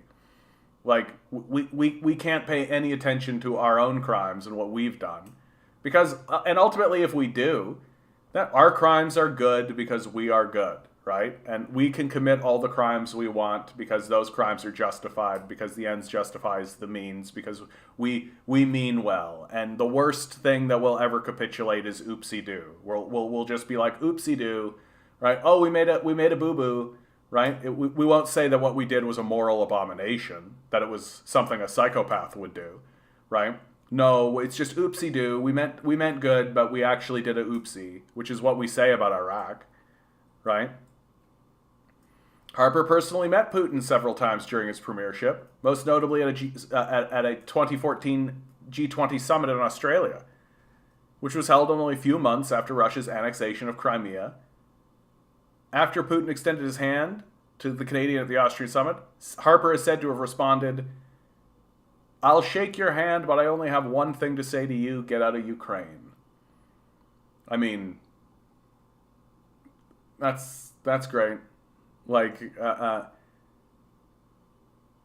as long as you don't pay attention, as long as you don't pay any attention to the coup, to the Azov battalion, as long as you don't pay any attention about the history, NATO encroachment, any of that kind of stuff, then you can just, like, say what you like, right? Oh, here we go. Despite the rise of more extremist elements throughout Western politics, Harper said that unlike prior eras of democratic instability, today's fringe political actors are largely working within the framework of trying to change government through democratic means. You got to understand that Harper is a white supremacist, right? Like, he said in interviews very recently that what he cares about is, and here's a direct quote, "I care about Western civilization, specifically Anglo-Western civilization." Right? Like, he's a white supremacist. So when white supremacist elements show up in the democratic system, he's fine with them. Right? Like, when the PPC shows up, he's fine with them. He doesn't care, because it's not going to matter to him. Especially, like, these libertarian aspects. Because what are the libertarians saying? Oh, men like Stephen Harper should have all the power. Like, that's essentially what they're saying. The fringe elements are calling from inside the house. Yeah, there's that too.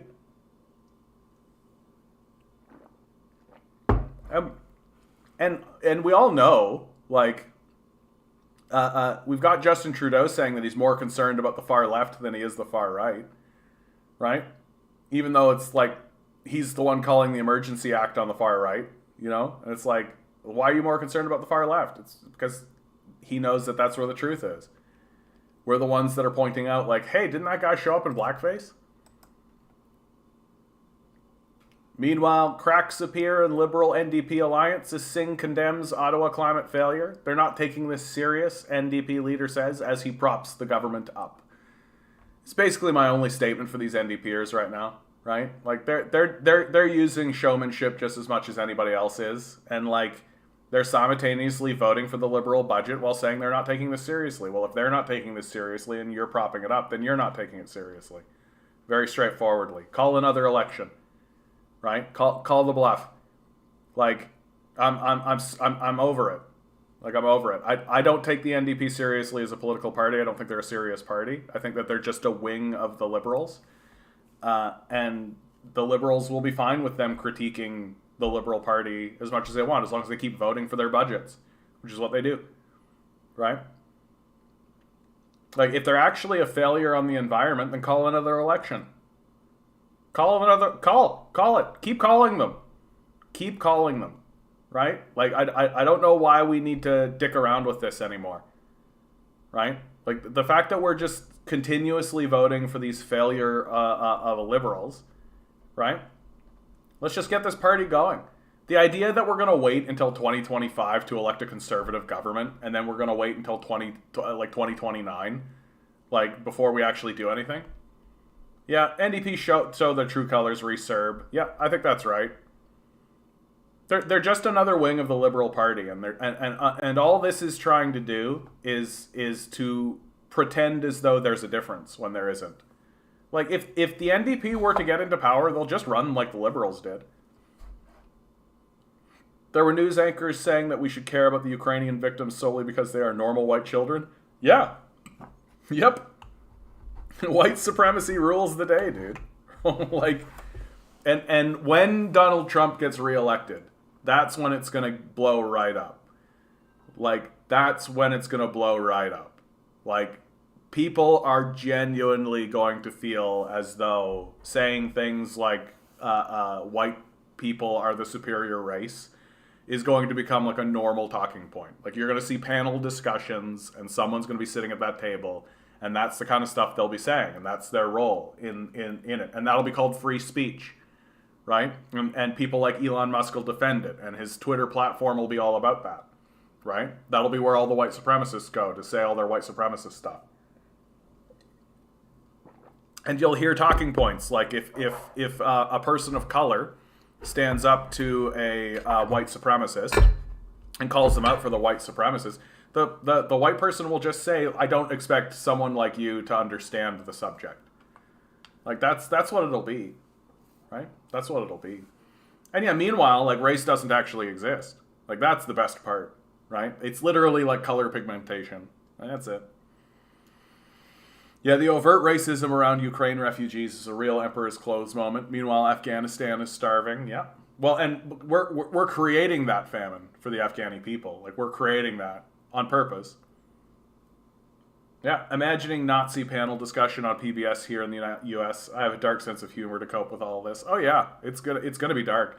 Like, and that's why, like, all of the comedic satirists have stopped. If you've noticed, like Stephen Colbert, for example, right? But there were others, not very, like, lesser known.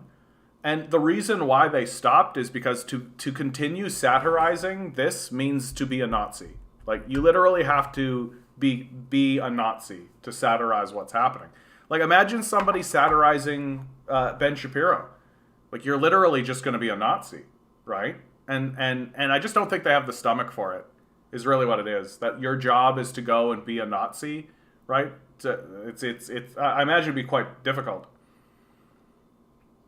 The United States just has billions of dollars of Afghani money because they don't agree with the ruling government. So there's millions will die of starvation, of course. Yeah, of course. If you win a battle based on race, you've actually won nothing. You cross the finish line that doesn't exist. Yeah. Yeah. But it's something that is that was erected by the ruling class in Europe because it benefits capital, right? It benefits capital to create dividing lines, to create ways of being and lines that don't really exist in order to divide the populace so that you can have a fight. Like if you have a race war, it means you don't have a class war, right? And you can sell both sides of the war weapons, right? Just, you know, you pay for the you get paid for the reconstruction and you get paid for the deconstruction, right? As long as the conversation is about anything other than class. And what's hilarious about that is that the class distinction actually exists, right? Like the class distinction actually exists, whereas the racial distinction is maintained and erected by a capitalist class in order to suppress. Yeah, right. Of course, racism exists, but it exists because the white ruling class wants it to, right? Like, we could, if we actually just looked at one another as humans, as people. Like, I think this about like the First Nations people that existed throughout Manitoba, that they were always treated as like a different thing, that they weren't humans first. And I look at it now and I go, if we understood their plight from just a basic human perspective, I think we would think about them a lot differently, right? It's like corruption in capitalism. It always ends up looking like kids playing tag or something. It's also base and childish. Yeah, adults collaborate, children compete to prepare for adulthood. And if workers are too busy fighting amongst themselves about race, they won't have time to realize their class-based oppression. Exactly. And also, if you make gains on identity politics, then you can believe that things are meaningfully changing, right? You can continue supporting organizations like the liberals, right?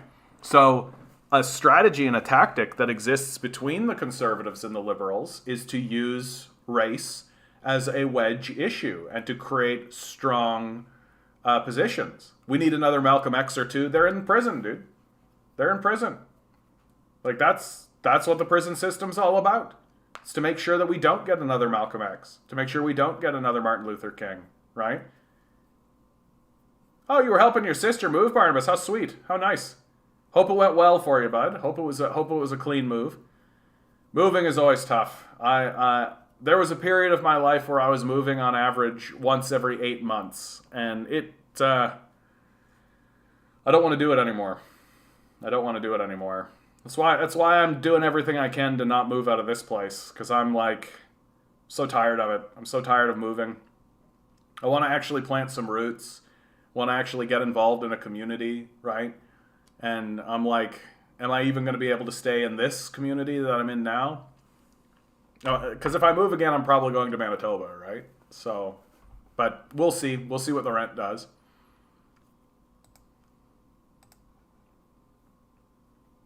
Baby boomers are now less than 25% of Canada's population, the 2021 census data shows, right? This is notable because our politicians still cater to that section of the populace. And why? Because that section of the populace actually votes, and also that section of the populace has the most wealth, right? That's where the money is. Like, it's the boomers that are actually paying for all of this, right? But what it does mean is that from a strictly generational position, the policies can be overwhelmed, right? So this idea that we're getting outvoted, that the boomers can just overwhelm us, well, that's no longer the case, right? And so that talking point should go away. Ugh. Well, yeah, I read this and I wanted to read this out. Will we have a revolution in the U.S. similar to the French Revolution in 1789? Or do we just placidly transform into a third world country? It seems like runaway inflation has the potential to drive millions of lower and middle class Americans into desperate poverty. The wealth disparity in the US is already worse than it was in 1780s France. If an economic system creates insufferable hardship for the vast majority of its members, then it is destined to collapse. We obviously are not at that point yet, but if we reach $10 gallons of milk and $10 gasoline, I think our society will become extremely brittle. Folks in LA are already drilling gas tanks to steal fuel. Gangs are following home rich folks to steal their Patek watches. New York City downtown restaurants have had armed gangs pilfering jewelers from my wealthy customers. Class tensions seem worse than ever and are escalating daily. Soon, lots of lower-class folks will have to choose between baby formula and beer. No new PlayStations. So, will Americans placidly suffer such a rapid decline in quality of life? Will we just uneventfully transform into a Brazilian-style class system with favelas for the poor and armed guards and gated communities for the rich? The inflation rate has me scared. It's not a slow boil. Everyone's noticing it. Top comment, transform into a third world country slowly. Every revolution in our history has taught the rich and powerful lessons. Lessons that, if understood, help them prevent the same type of revolution from occurring again. All of that collective knowledge probably means that the masses are so well subdued that there won't be another heads will roll revolution. It'll be a slow and wretched journey to the shitter. Not if I have anything to say about it.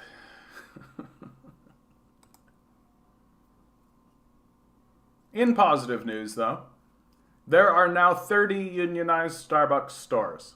Starbucks workers in New Jersey just won their union election unanimously, 15-0. The Hopewell store is the first unionized location in New Jersey. So it spreads. So it spreads. And of course,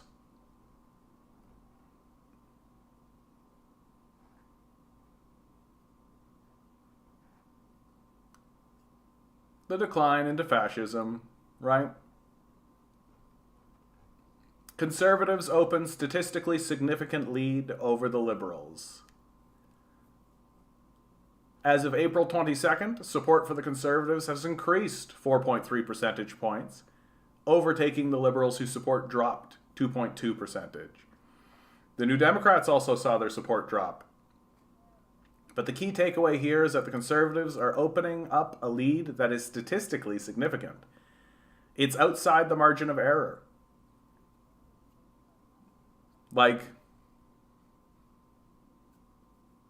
And because the liberals are essentially just going to run an austerity budget, right? That's basically what they're doing. And the NDP are propping them up while they do it, right? These parties are going to become less popular. And the Conservatives are going to ride a wave of populism, right? They're going to reintegrate the PPC back in. And honestly, in my view, Pierre has figured out something that the other Conservatives seem to refuse to understand, which is just lie. Just lie. Just tell lies. Tell big, egregious, outrageous lies, and you'll win, right? And that's what makes Pierre more dangerous than the rest of them. More dangerous than O'Toole, more dangerous than Scheer, maybe even more dangerous than Harper, right? Is that Pierre Poilievre seems to understand that the best way to govern is to just lie. And so far, so good. It's looking effective. It's looking like it's what people want, right? Just fucking lie your face off. We'll see. We'll see. Greater Victoria builders say they can't find workers to build new homes because they can't find homes for the workers. We'll just build more homes. Well, we can't find homes for the workers. We're so dumb. right? Like, we're so fucking dumb.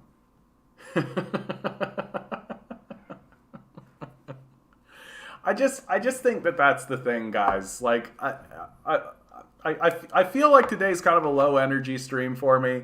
If not low energy, I don't know. I'm just not sad. I'm just not upset about any of this. Because it's becoming so fucking absurd, isn't it? Like, it's just so fucking dumb. Like, oh, we got to build more homes. That's the solution. We got to build more homes. Well, why can't we build more homes? Oh, because we don't have enough homes for the workers. Nobody wants to work anymore. Well, what wage are you paying? I'm paying $1 an hour. Well, what's the rent? $5,000 a second. Like, what do you think? Like, what do you think? Someone was trying to tell me to solve homelessness, we need more landlords. Oh yeah, that'll definitely do it. Jesus fucking Christ. Like, the landlords create more homes. Yeah, exactly, right? Like, the way to ensure that there are less murders is to stop punishing murderers. Right? Because what'll start happening is that all of the murderers, they'll need to compete for how many people they murder. And so the murderers will start getting in each other's way in their competition for how many people they murder, and people will just learn to not go to the places where the murderers murder people. Like, this is the type of logic we're talking about here. And, like, forget about the fact, like, the outcome that it just makes the society unlivable and terrifying for everybody. Like, that doesn't matter, right? Forget about the, like, actual outcomes of allowing these parasites to take over the society in this way. Like, fundamentally what you are doing, like what landlords do, is they get paid for doing nothing, right? So you're collapsing your economy. It's a form of rentiership, right? Where, and what's funny about this particular point is that you don't even need to look at Marx, right?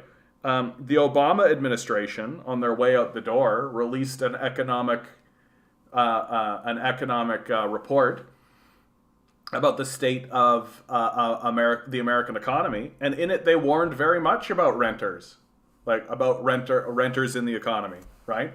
And that paying economic rents was actually a huge drain, and that's all landlords are, right? It's just a dude who has a piece of paper that says, I own this place, and then rents it to you, and so you basically are just supporting him. It's like you've got like a grandparent in your house, except they don't live in your house, right? That's all it is. And if you just do this, you know, a 1,000 times, then you're a millionaire while you do nothing, right?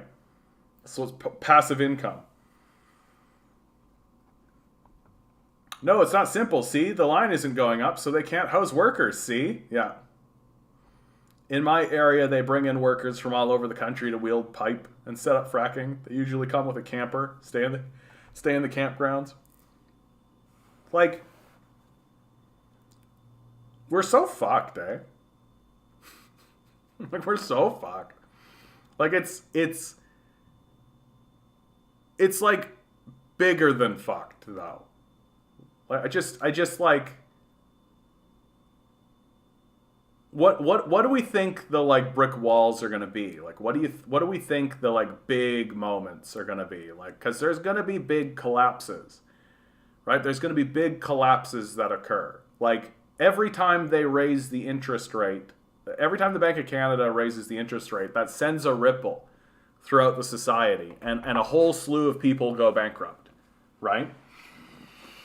It's that Ralph meme where he's on the bus, chuckles, I'm in danger, yeah. Yeah. Yeah, it is like that. It really is. And it's just like it's just I think the thing that's killing me the most is that it's so obvious now. And so the conversations that I'm having with people are like literally like the dumbest people I've ever talked to in my life. Like like dumber than dumb. Yeah, the populace has been lobotomized. Yeah, that's exactly what it feels like.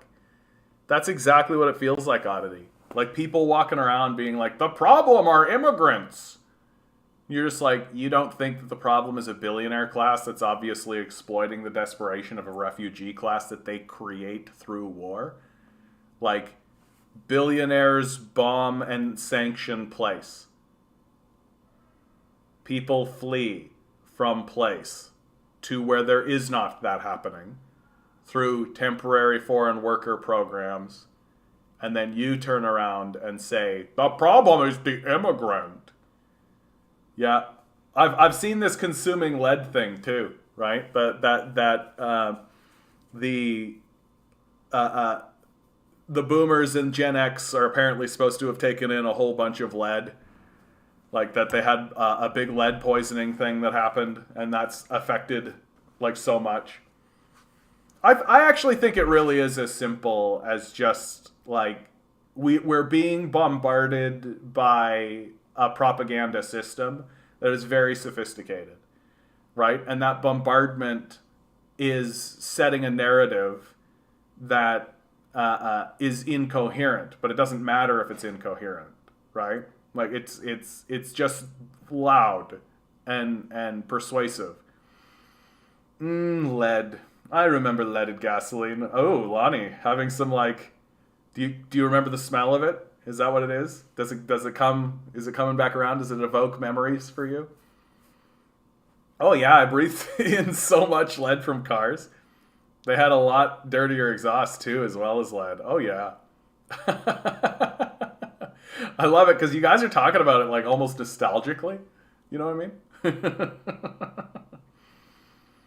Yeah, when things get bad in America, we'll just have another race riot that dissipates a lot of energy. Yeah, it does seem to be the case, doesn't it? Seeing how left newer generations of are has got to give you hope. But I worry that leftism is being diffused into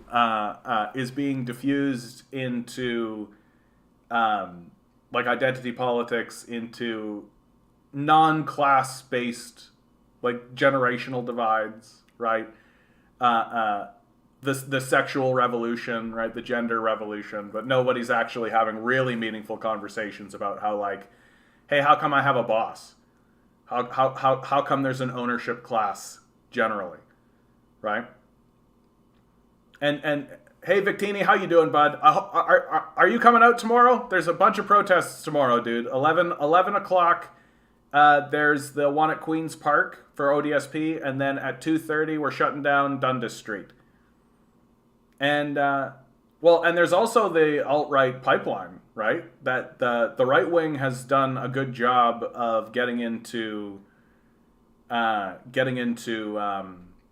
video game culture, right? That's something that's definitely the truth, if you ask me. That like video game culture has been really deeply infected by very right-wing ideologies. And most video games, when you actually pause and think about them, are really build on this idea of the right-wing ethos, right? Like, what's every video game you've ever played? Well, you start weak, right? And then you face a series of challenges, and if you fail, then you just stand up and you try again, right? And you just bootstrap yourself, you get good, right? And you steadily meet the challenges and overcome them as you go until you become the Ubermensch or the Superman or the hero of the thing, right? That's every video game you've ever played. And what's one thing that would never happen in a video game? Well, the one thing that would never happen in a video game is the existence of a challenge that's so large that you can't meet it, right? That simply doesn't exist in the video game ethos. That every challenge is defeatable. It's just whether or not you are willing to defeat it, or how much energy you're willing to put in, or find the resources, or find a way to defeat the challenge that's in front of you. And that's an extremely right-wing ethos. built into the structure of every video game you've ever played, right? But the left-wing ethos says that there is such a thing as a challenge that an individual can't overwhelm. That there is such a thing as just the universe crushing you. Just the forces of the society crushing you. And it doesn't matter if you're the strongest person in the world, right? The universe and the society can just crush you and destroy you. And that's not well articulated at all within the structure of video game culture, right? What happens if you encounter any challenge that you consider to be unfair or too difficult? You get laughed at and they say, get good, right? That's what happens. And so the right-wing ethos is built into the culture of video games from the outset. And there is like there's almost no examples of video games that are actually collective and like working collectively. It doesn't really exist in big and serious ways. I can think of a couple of examples, like Minecraft. You can collectively work together to create a project or something like that. But again, like there's just no concept that like there are insurmountable, like there's no Kobayashi Maru, right? There's no challenge in which you lose, no matter how hard you work. That the end point is that you lose. It just doesn't exist in the ethos of video games. And so that's infused the way we view the world, and is part of the reason why we have such an enormous disrespect for the world and the society we live in, because video games have convinced us that we can always master the world, and we don't have any there is no concept of like, no, the world will master you, right? And then what happens at the end of every video game, right? It's happily ever after, you become the thing, whatever, and then you stop playing it, right? And there's just no conception of like, oh, you degrade and then die, right? Like, that's just not part of it. Like, when Mario gets the girl, like, thank you, Mario, you know, I am the princess, hooray, da-da-da-da-da-da-da, and then it's like, good game, right? You did it, right? And there's just no conception of like, it's just happily ever after. There's no conception of like, yeah, but like you degrade and then die, right? I wish I could. My May Day, I'm marching on Queen's Park from City Hall. Oh, very good. Yeah, being collective is loser and unmanly. Needing help is that makes you a loser. The libs have done a great job of creating an unassailable wall to leftward movement. If you want to change, then fascism is the only choice. Yeah, that looks to be well, and I mean, that's what we're witnessing in the United States pretty clearly. Here in Canada, too. Like here in Canada, that the Liberals and the NDP have done such a good job blocking leftists from actually being part of the conversation that the culture is moving to the right because it has no other option, right? Except now when it moves to the right, it's literally going to be like climate change deniers. Like, for God's sakes, Pierre Poilievre was in Quebec saying that he's going to do the natural gas line pipeline from Quebec that they shut down already. So, like, literally, like, just propel as fast as you can towards an apocalypse. Things that are so taken for granted that it seems insane we suggest we don't need to work as much and can still feed, shelter, educate the planet as long as we just share and care. We overproduce. Yeah. Good point. I love the old RPGs where you assembled groups to achieve the goals. Yeah. Final Fantasy, Chrono Cross. Chrono Trigger is one of the great ones. Like, Chrono Trigger is one of the greatest RPGs ever made, for sure. Chrono Cross was still good, but Chrono Trigger was where it was really at. Some kind of standard of living, nobody talks about that, nobody ever, because the main agenda of every mainstream political party is to line the pockets of particular corporate interests, and the pandemic has and will continue to be extremely lucrative, especially for big pharma and big tech. But it's also profitable at an ideological level, because you can amp up resentment between the moderately wealthy and liberal white middle class, because the main agenda of every single mainstream political party is to line the pockets of a particular corporate interest. Oh, I feel like you doubled up on that, but that's okay, because I see it. It looped in a very satisfying way. You could just kind of keep saying that. Message retracted. It's true though, dude. Like, you're just laying it out. Like, and the political system is structured in such a way so that you can never get, like, you can never actually get a leftist in anywhere.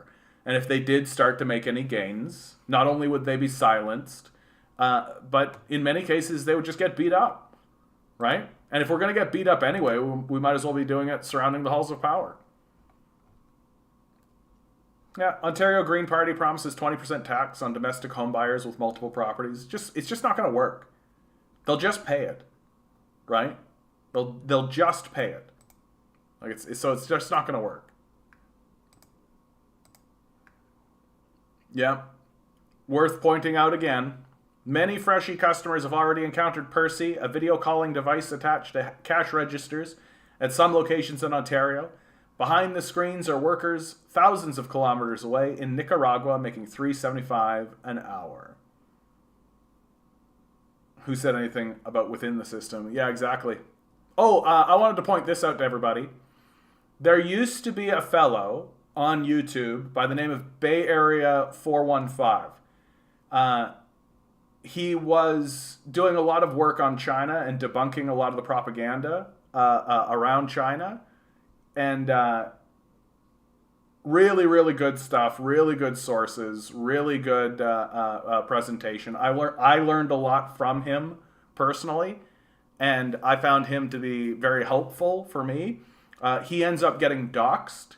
As you can see, like, if I show one of his videos very quickly, right? This is how he would present himself, right? He's wearing gloves. He's got a big setup, all that kind of stuff, because he is a lawyer in the Bay Area who was very concerned. And he said on many occasions that the reason why he dresses like this is not for his own protection, but for the protection of his own family.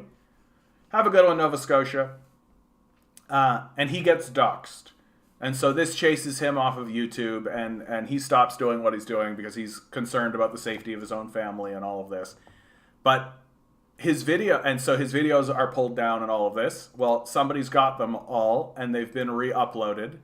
Here's the Comrade Uwu. Here, I'll even one step further this and place this stuff here, because I think that these are very important videos full of very important information. And I'm really, really happy to see that those videos are, especially stuff like this, like the Adrian Zenz bullshit, the Uyghur genocide nonsense, that even somebody like Cody Johnson is bullshitting us about now. Like, Frostpunk. I don't know what Frostpunk is, but cool. And Eric Adams, the most pro-landlord mayor New York City has had in years. Yeah, we just want the society to be shitty, it seems like. It just seems like that's what we're in for. What are you shouting Frostpunk for, dude? What's Frostpunk? Oh. What's everybody watching out there? What's something that everybody's paying attention to these days? We got about 45 minutes left in the chat. I've run out of articles. We're just having a nice little chat now, which is always nice. It's always nice to have a little chat about what's going on in the world. What have I been seeing? Oh God, I've been listening to the Chapo boys. Those guys are always good to listen to. Chapo Trap House, if you're not familiar with what I'm talking about. Probably the only leftists that I have actually heard, right? Better Call Saul Season 6? Is Better Call Saul into Season 6? Holy crap, dude. It better be good if it's fucking Season 6. I thought that Better Call Saul was going to be goofy. Like, I thought it was going to be like a goofy on the side, like a one kind of pegger kind of thing. Wow. But it's like Season 6. Have I heard of Vosh? Bro,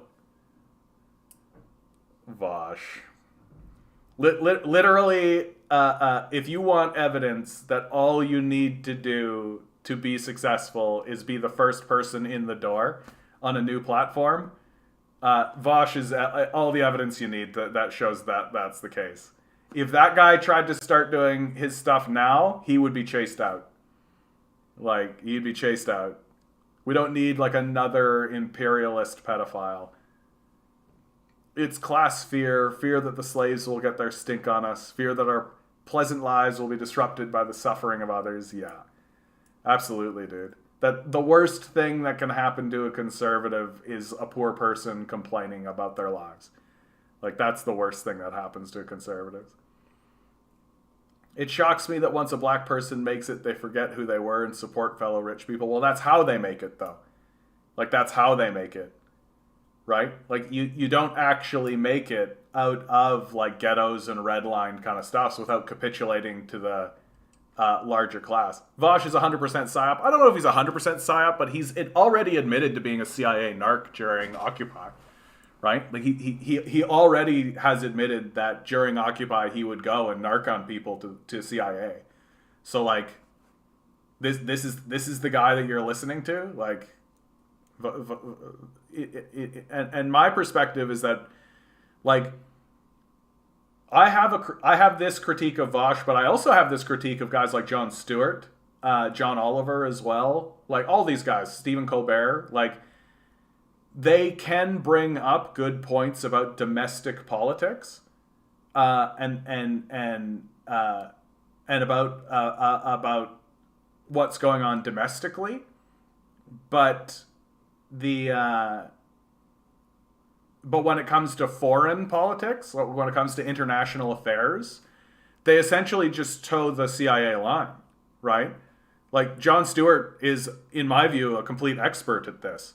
That when it comes and also these guys are very good at funneling energy into the dead systems of power, right? That Jon Stewart's solution is always just vote harder, right? Just write a letter to your congressman more, right? Like, all that kind of stuff. There's never this sense of, like, oh, like, we need a full-scale revolution. Like, this system is completely calcified and completely dead, right? Vosh has enough spotlight. Let's be more productive. Yeah. What was the pick? What number did you say, dude? I don't know what number you picked, dude, so I can't tell you if you won or not. What was your number, bud? I'll assume you weren't cheating. Italy announced children will no longer be automatically named after their father. Were Italian children automatically named after their father? Wow. I'd much rather talk about Blair White than Vosh. I have no idea who Blair White is. Blair White.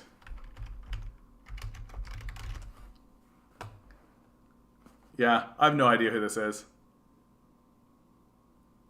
Oh, I think I've seen, like, maybe one video about this person. And I think, yeah, like, lots of trans rights, lots of that kind of stuff.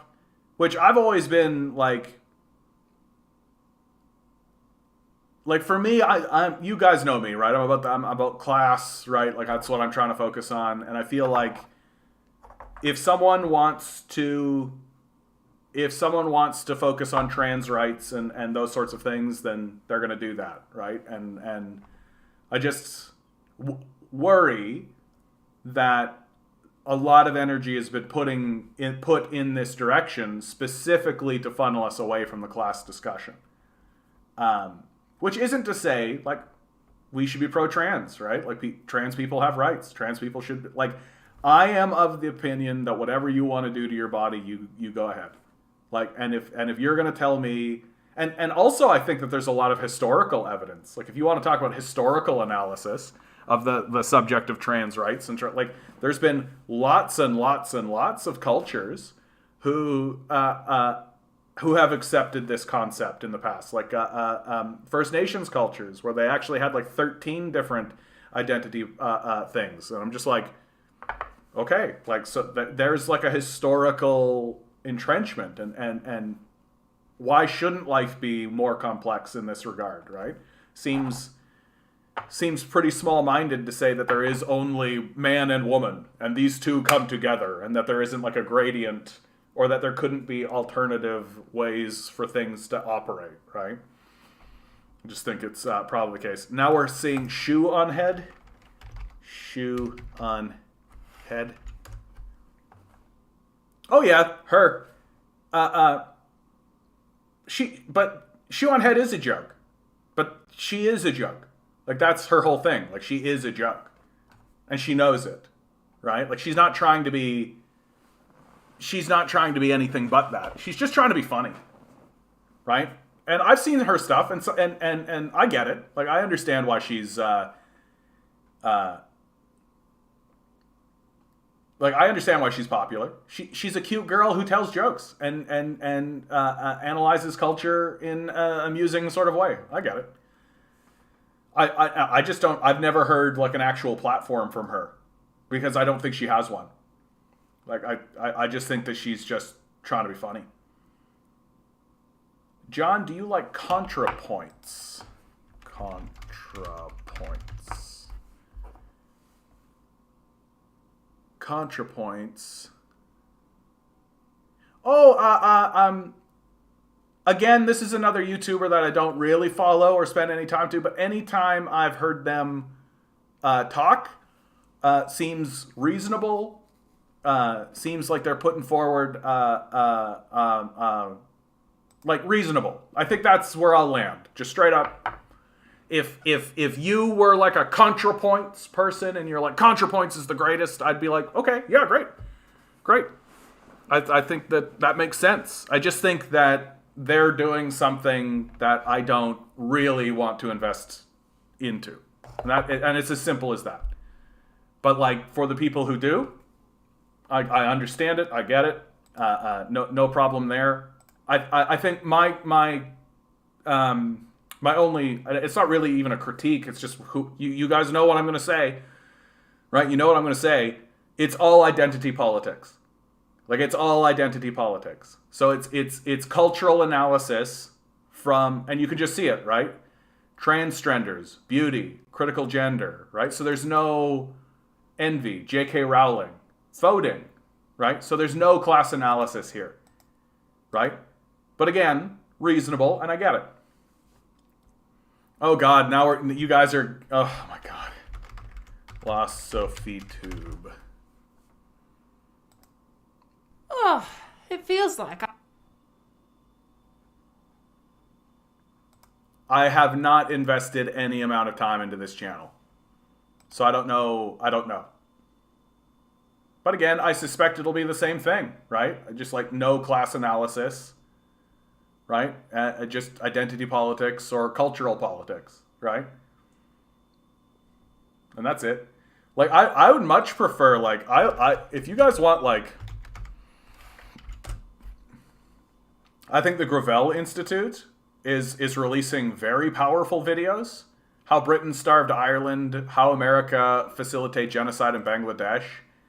I also like the Chapo Trap House guys, right? Chapo, like these guys are doing an analysis of culture from a class-based perspective in a lot of cases.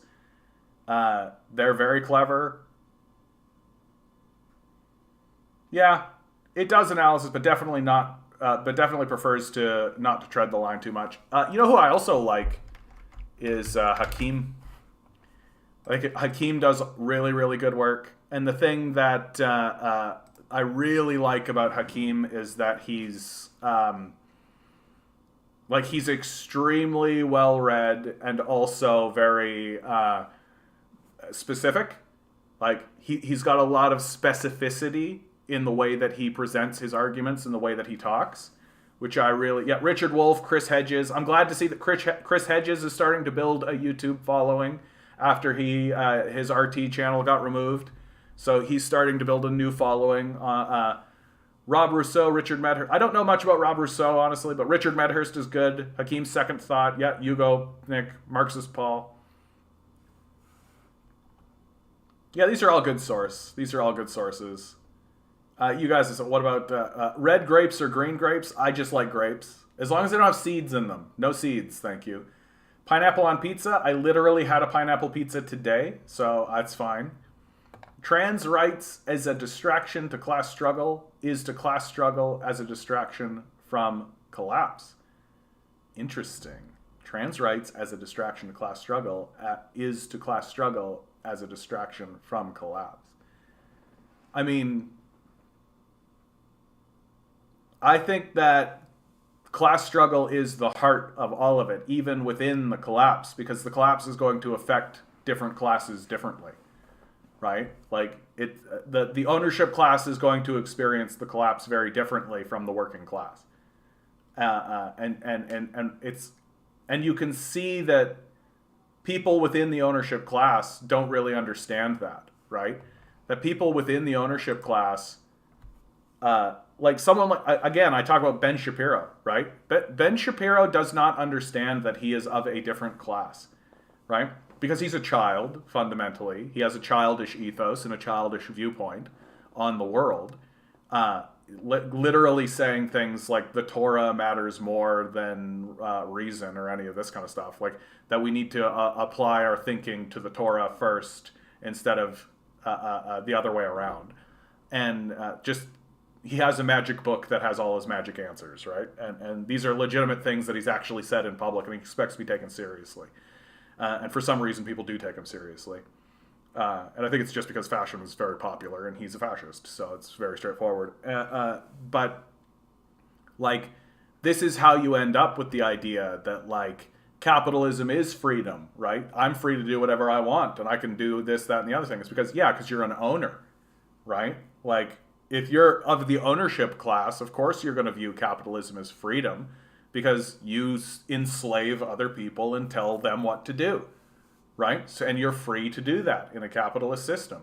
And so, of course, you view something like socialism as a problem because socialism says you're not free to enslave people anymore. So that's an infringement on your freedoms, right? And they're very clear when they talk about it. Like he's not hiding it. It's just that he doesn't understand that he's of a different class.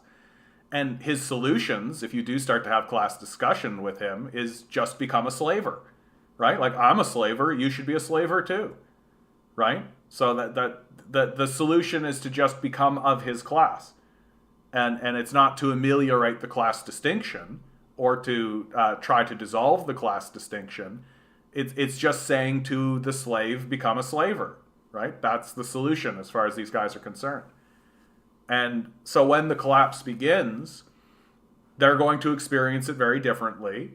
And they will say to the working class who is suffering from it in dramatic ways, oh, just become an owner, right? That's going to be their solution, is just become an owner. And so we have to understand the class dynamic as it applies to the coming collapse, because it's going to have a dramatic effect on the way the society articulates itself and talks to each other. I'd marry Hakeem. Oh, very nice. Keep getting NDP ads. Very good. Everyone who gets called a tanky equals good sauce. I know, right? That's all they can say to me now. Like, I literally say, like, here's a fact, here's the source. Oh, dumb tanky. Okay, I win. Like, I consider that a victory. Like, every time somebody calls me a tanky, I literally am like, oh, okay, victory. Like, you can't respond rationally. You don't have anything worthwhile to say. All you're doing is calling me a tanky and expecting me to be insulted by that. I don't understand how they even think that's an insult. Like, tanky. So I'm like a sweet, like, well-armored military vehicle of war. Like, how is this at all an insult? Luna Oi, how could we forget the great and powerful Luna Oi? Yeah. I'd make Ben Shapiro money if I was paid $100K to talk, yeah. Well, and, like, the reason why Ben Shapiro goes anywhere and anybody listens to him is because of his daddy. That's it. Like, his daddy is very wealthy, and so is his mommy. And so his daddy and mommy, they go to these places and they say, hey, can you let our little boy do a speech, do a lecture? He'd really like to. And they say, oh, very good, right? And that's it. Like, he's in the in group. That's all. Like, Ben Shapiro is just a little boy who's on the in group, and he's just like daddy's little boy, right? He's very precious, right? Like, you listen to Ben Shapiro talk and you realize that he's just a little kid, right? And like, I'm dead serious about this, by the way. Like, once you realize that Ben Shapiro is a little kid and you listen to him, right? You just stop taking what he's saying seriously because he's only a little kid. Like, you don't take what little kids say very seriously. Then it becomes very precious, right? He's very like, oh, sweetie. Like, I find myself saying that of Ben Shapiro almost every time I listen to him now.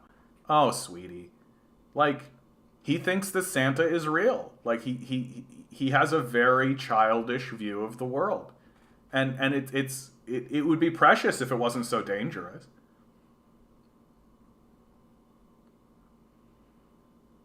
On a small note, I cut back my weed today. I had 4-ish puffs when normally I'd have 3/4 a bowl. Every little bit counts, Barnabas. Every little bit counts, dude. Whatever you feel you need to do. Political parties really need to learn how to do campaign ads. The fact that the PCs are doing it better than the ODP and the Libs is bad. Yeah. No, but like, Vince, I'm completely convinced that what's happening to these political parties is what they mean to happen, right? That what we're seeing is the intent, right? Like, the point is for capital to maintain power. That's the point. And so capital has put forward a front, right, in the form of the Liberal and the NDP parties, right? That's their front. That should the populists go, wow, these conservatives are psychos, because they are, then the populace turns to one of the two other capitalist parties, right? And so the goal isn't to campaign really hard in order to win. The goal is to just be the leader of that political party, to just always be waiting in the wings at the behest of the capitalist class, so that should the populace finally grumble disgruntledly against the current capitalist rulers, then they'll swing over to the other capitalist rulers. So the goal is not to win, right? The goal is not to actually present a platform and actually win. The goal is just to be there for when the capitalists need you. That's all. So you don't want to necessarily spend a whole lot of money on a campaign ad or a campaign thing, because you don't really have anything meaningful to say, right? You're not actually that impactful or meaningful, right? Because when the Liberals and the NDP or any of these guys get into power, they're going to run the place pretty much the same, right? It's going to be pretty similar. Little differences, like, sure, like little differences. There's still individuals within those parties who want to see their own pet projects pushed forward. And they have their own organizations and their own people that they want to placate, right? So there'll be minor differences along those lines. But like, the Liberals and the NDP don't campaign well because they don't need to.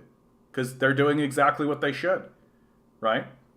Andrew Horwath is the leader of the NDP. Steve Del Duca is the leader of the Liberals. And that's all they really want, really. Like, do they really want to become the leader of Ontario? Do they even care? Like, does it actually matter to them? Right? Probably not. Like, they're doing very well in the positions that they're at. Right? And should the populace suddenly go, Doug Ford is crazy and we need to get rid of him, well, then one of the two of them will get the pat. Right? Boop. That's what'll happen. Yeah, they don't want to win. They just want to remain in official opposition. Yeah, exactly. Yeah, willpower is intense. Good job, yeah. Comrades told me you're not truly left until someone called you a tanky. Well, I've been left for a while now, then. My understanding of tanky is that any leftist that understands both class struggle and human power dynamics, yeah. Silverlight, not sure if I ever heard that before. Tankies, yeah. Like, the tankies are, it's the Nazis would call the communists tankies. And it's because the Soviet tanks were so fucking huge. Like, when the Soviets designed their like, the Germans created their tanks to be like kind of light and agile and fast, right? Like the Blitzkrieg was all about speed, right? So everything was light and agile and fast, and like they could go from 0 to 100 and all that kind of stuff. Whereas when the Soviets designed tanks, they literally were like, these don't need to be fast. They were just like, here, big iron, like that's what they wanted, right?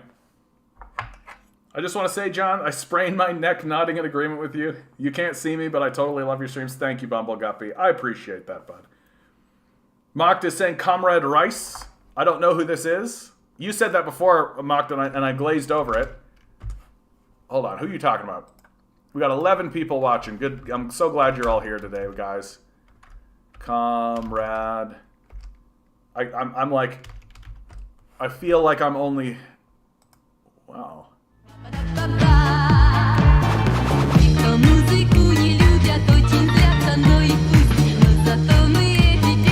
Subscribe.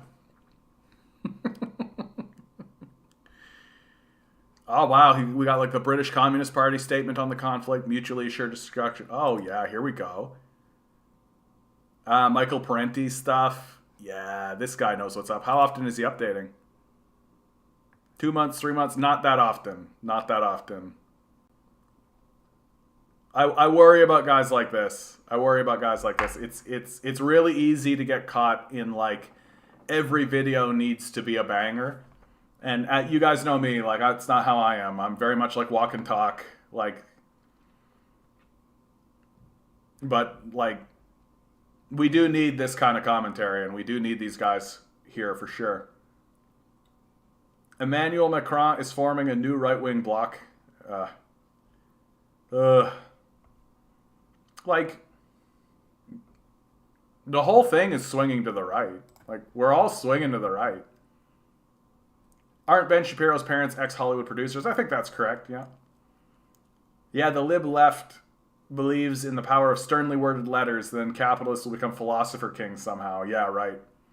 Because that's how it works, right? The same people who are literally blowing up people overseas, impoverishing people across the globe, right? They're suddenly going to be like, oh boy, yeah, we got to do something. Like, it's not going to work that way. Yeah, please like, share, subscribe, guys. If you've got $1 jangling around your pocket, I got the button here. I got my Patreon down below. Please consider. Please consider. Person we're looking at here, by the way, this is Win Bruce. This is the fellow who lit himself on fire, self-immolated in front of the Supreme Court on Earth Day in protest to the government's inaction on climate change.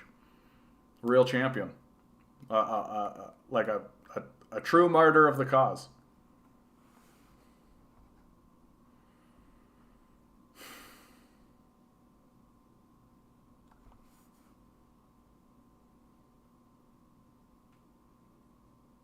It takes time. You know, it is a tiring affair. And it's easy to get tired. It's easy to feel demoralized. Oh, well, thank you, Bumble Guppy. I appreciate that, bud. I really do. Thank you, bud. Vacation walking money for me. I won't spend it all in one place, Bumble. I promise. I'll spread that around.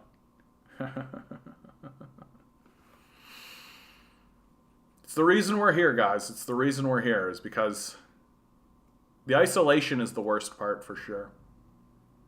You know, that living in this kind of existential space, this existential existence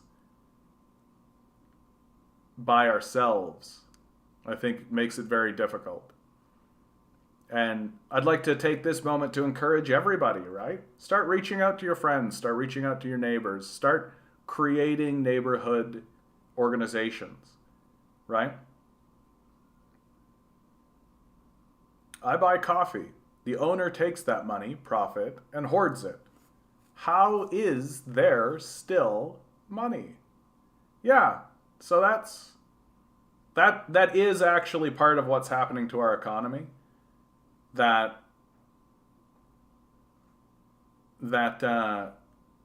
if you want to collapse an economy, one way to do it is to take huge sections of it, pull it out of the economy, and just dump it into an offshore account somewhere, right? And of course, it's still technically part of the economy because you're buying bonds and treasuries, right? Like, you have like stocks and things like this, but it's not actually a real economy, right? Like, we've erected a financial economy that is just this dead, inert money just sort of moving about, trying to find ways to create real productivity, right? And business journals talk about this all the time, right? They'll use the term real economy, right? Because the financial economy that exists is fake. It's not real, right? Like, your stocks and your bonds and your treasuries and all this are just fake. Like, they're just a way for people to keep their money in like this sort of bullshit thing, right? In this sort of bullshit stasis state, and it ends up being a real drain on the actual economy, right? Because no one has access to the money, and this is also part of what's creating the inflation that we're having. First of all, we did print a whole bunch of money to get into the system instead of taxing away this money, right? And it's all money chasing potential too. They all put it in speculation of things now, and speculation based on that previous speculation. Yeah, it's insane how it works at the end of the day. Yeah, it is. No, it is insane. Insane is the word. It's all parasitical. Like, it's all parasitical. And if it were to vanish tomorrow, our lives would be better for it. That then all of that effort and all of that time would be put into doing something productive or real, or into doing nothing at all, right? You think about like all of the financiers and the stock market guys and all of this kind of stuff, all of these managers that are wasting their time, all these bankers that are wasting their time on all of this nonsense, right? Well, all of them would stop that, and then we could take their labor and use it for something worthwhile, right? And spread it around, and then the actual work that actually needs to get done to maintain the society could be spread throughout all of us, and it would be easy. It would be easy for life would be easier for all of us. So instead of having some of us working 80-hour work weeks while others are working 20 trying to get food on their table, then everybody could work just less across the board. Get rid of all these parasites. Like, I don't know why it would be so difficult for us to do it. T-34s were designed to be inexpensive and mass-produced. The people complaining about it's poorly put together, it doesn't last long, are missing the point. I mean, is the T-34s the you're using the actual? Yeah, I mean, look, like the Soviets were constructing these things in a scramble, right? Like they knew they had to confront the Nazi army in serious ways, and they didn't want to. But when it came down to it, they were like, yeah, poorly put together, doesn't last long. It wasn't supposed to last long. It was literally supposed to get thrown against another tank and blow up. Like, that's the point. Like, it's like the Western critique of the encirclement strategy, right? That the Westerners looked at the encirclement strategy that the Soviets employed against the Nazis, and were like, "Oh, look how callous and cruel they're being. It's such a grinding strategy that's so costly and all this kind of stuff." It's like, yeah, they were trying to prevent the Blitzkrieg, dude. That the Blitzkrieg is successful because of its momentum. That if you can get 1,000 tanks moving in a direction very quickly, you can't stop it, right? And if the Blitzkrieg begins its momentous journey towards Moscow, well, then suddenly you're going to have a bunch of fucking tanks right in the middle of Moscow, and that's where the war is going to be, right? So what do? You encircle them, right? You make it so that they have to grind into this, like, grinding fight so they can never get organized to find the momentum to form the Blitzkrieg, right? It completely worked. And while they were grinding the Nazi military in this encirclement strategy, what were they doing on the other side? Building more fucking tanks, right? So that when the Nazis finally did break free of the encirclements and did break free of this entrapment and were able to move forward, right? You had a line of tanks that had just gone through like a huge warfare that ran smack dab into a group of tanks that were fresh off the line. And yeah, was it costly? For sure it was, because that's fucking war. That's war for you, baby. And it completely worked. The Soviets won. Money is like blood. We even use the word circulate. When blood pools in the body, it's fatal, just like with money. Yeah, yeah.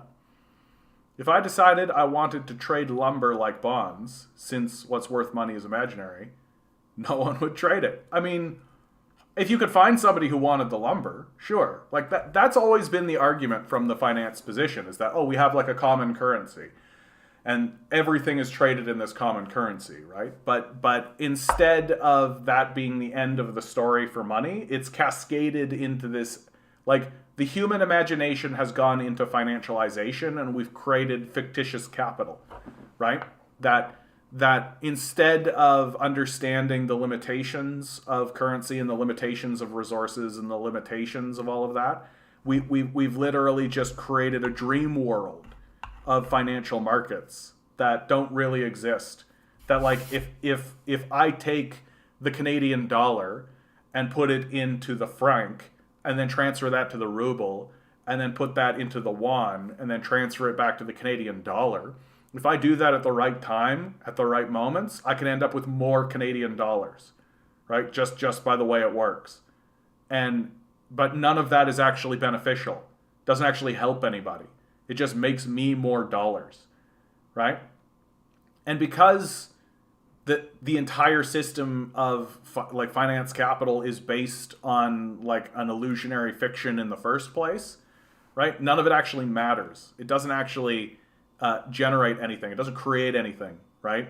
Like if you make $100 million doing this like fictitious swap about, right? It doesn't manifest into more chairs or something. You don't actually build anything new, right? Isn't the quickest way to spread the wealth seeing the disappearance of certain maniacally wealthy individuals? Yeah. I mean, like if we created a tax rate of 100% past $10 million, the instant effect would be that wealth would suddenly spread into the populace, right? Because either the wealthy would start spreading their money into the populace through higher wages. It would actually begin to trickle down, let's say. You would either see higher wages in the populace, or they would begin to actually invest it in meaningful ways in the society. Or it would actually get taxed away, right? Second Thought just made a great video about this with McDonald's. Fantastic.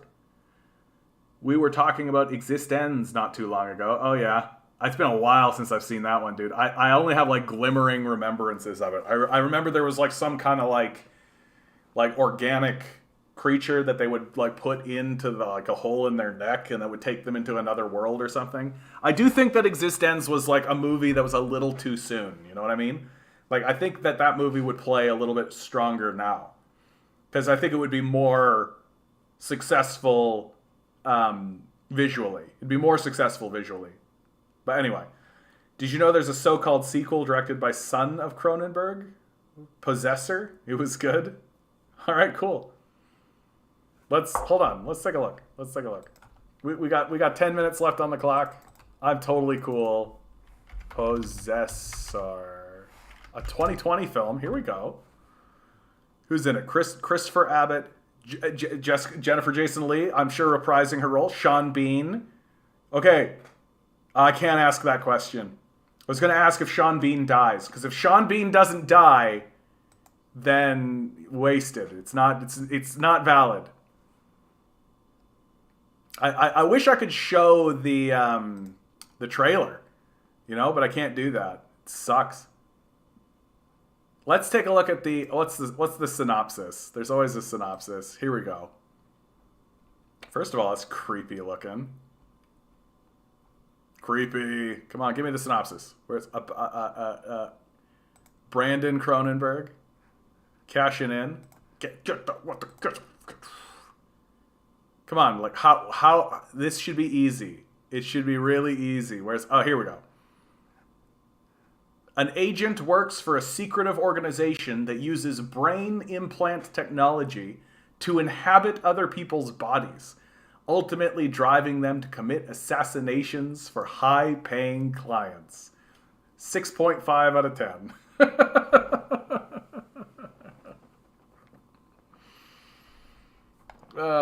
Bumble, you keep bringing it up. I feel it, dude. I feel it in my bones, man. I feel it in my bones. Tomorrow's gonna be a real busy day, but I definitely feel it in my bones.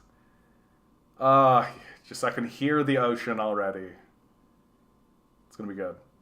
Some people are upset that their character dies. He has made it a career. Yeah, absolutely. That's the way he rolls, man. That's the way he rolls. Guys, I gotta say, man, like I've said it before, but I'm going to say it over and over and over again. I'm so happy that you guys are here.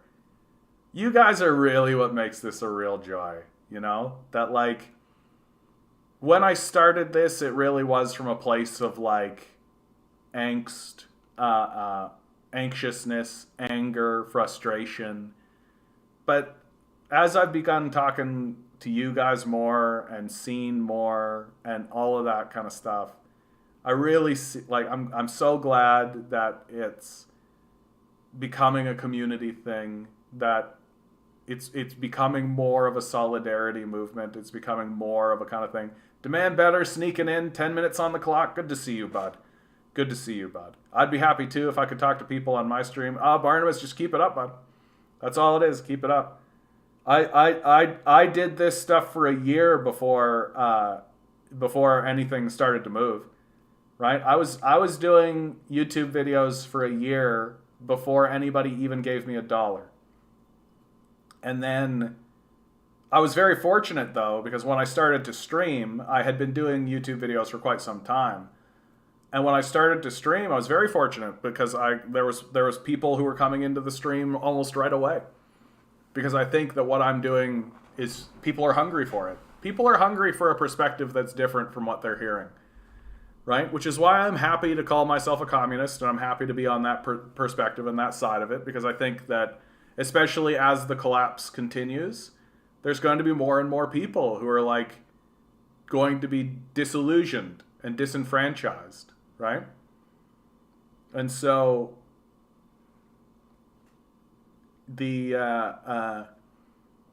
and that disillusionment and disenfranchisement is only going to be spreading even more. And so I'm just happy that you guys are in the chat with me, man. It's so nice. It's so nice. I'm so happy you guys are here. Oh yeah. This movie looks wild, by the way. Straight up. Straight up. And what are people watching out there? What's something worth watching these days? I know for myself, I'm like so deep into Elden Ring. It's just ridiculous, guys. Like, Elden Ring is so, like, it's consuming my life way more than it should. Like, I feel it. Just yesterday, I was sitting there being like, I should spend less time on this. I should do something else. Rule 34. Oh yeah, okay, bud. We won't go too deep into that conversation, but I know what you're saying. And it does give me that sense of like I feel like we're such an escapist style society, you know, that video games are such a comfortable place to live in and such a comfortable place to be. And because like your villains are obviously villains, right? And you're given permission to just walk up to dudes and they're going to attack you with a sword, and so you just kill them, right? And that just doesn't exist in our own society. Just Bleach TM. I thought about maybe making a BitChute channel, but I'm not really sure how to get started. You know what, dude? My advice is to just start. That's all. Just start. Right? Don't get in your own head about it. Don't get like when you make stuff, make sure it's something you want for yourself, Like it's what you're happy with, but just start. Just start. Start producing stuff, start making stuff. And what's going to happen is no one's going to pay attention, no one's going to watch, no one's going to listen, no one's going to care, right? Spread it around on whatever platform will let you spread it around. You're going to get banned from places or removed from places, and not because they think you're bad, but just because it's like, this isn't the style of content that we're looking to cultivate.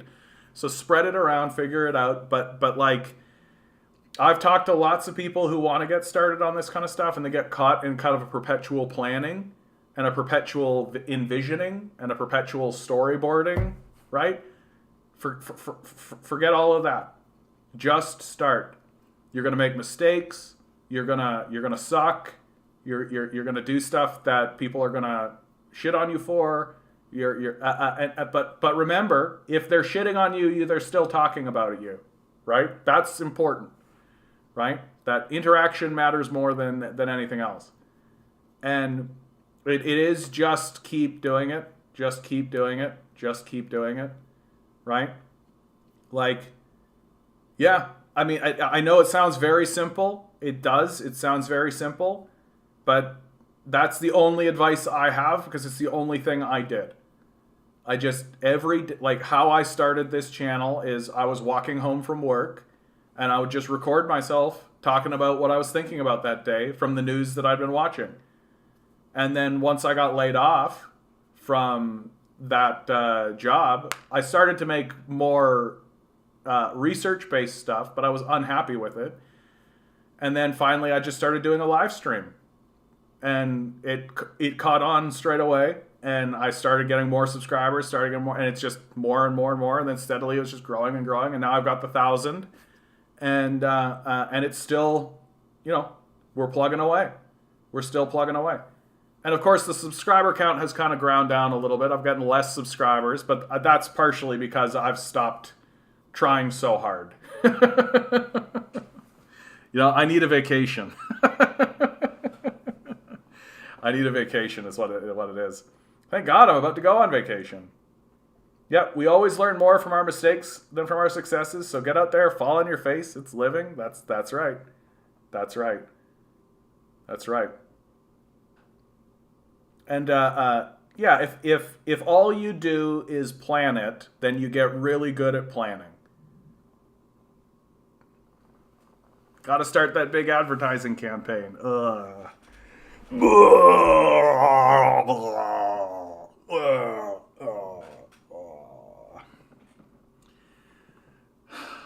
I can, Bumble Guppy. I can. I can hear the ocean.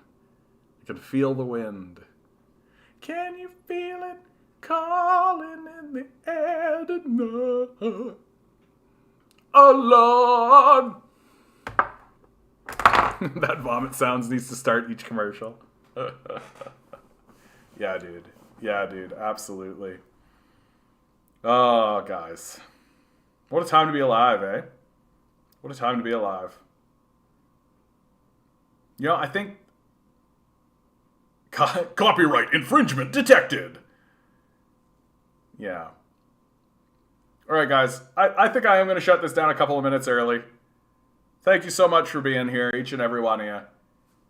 Always remember, each and every one of you is a quantum being, walking around in quantum energy. The billionaire class is spending hundreds of billions of dollars in the hopes that you'll never realize it, and you'll just stay the good little commodity they need you to be. Revolt. Rebel. Repent. Good luck. We're going to need it.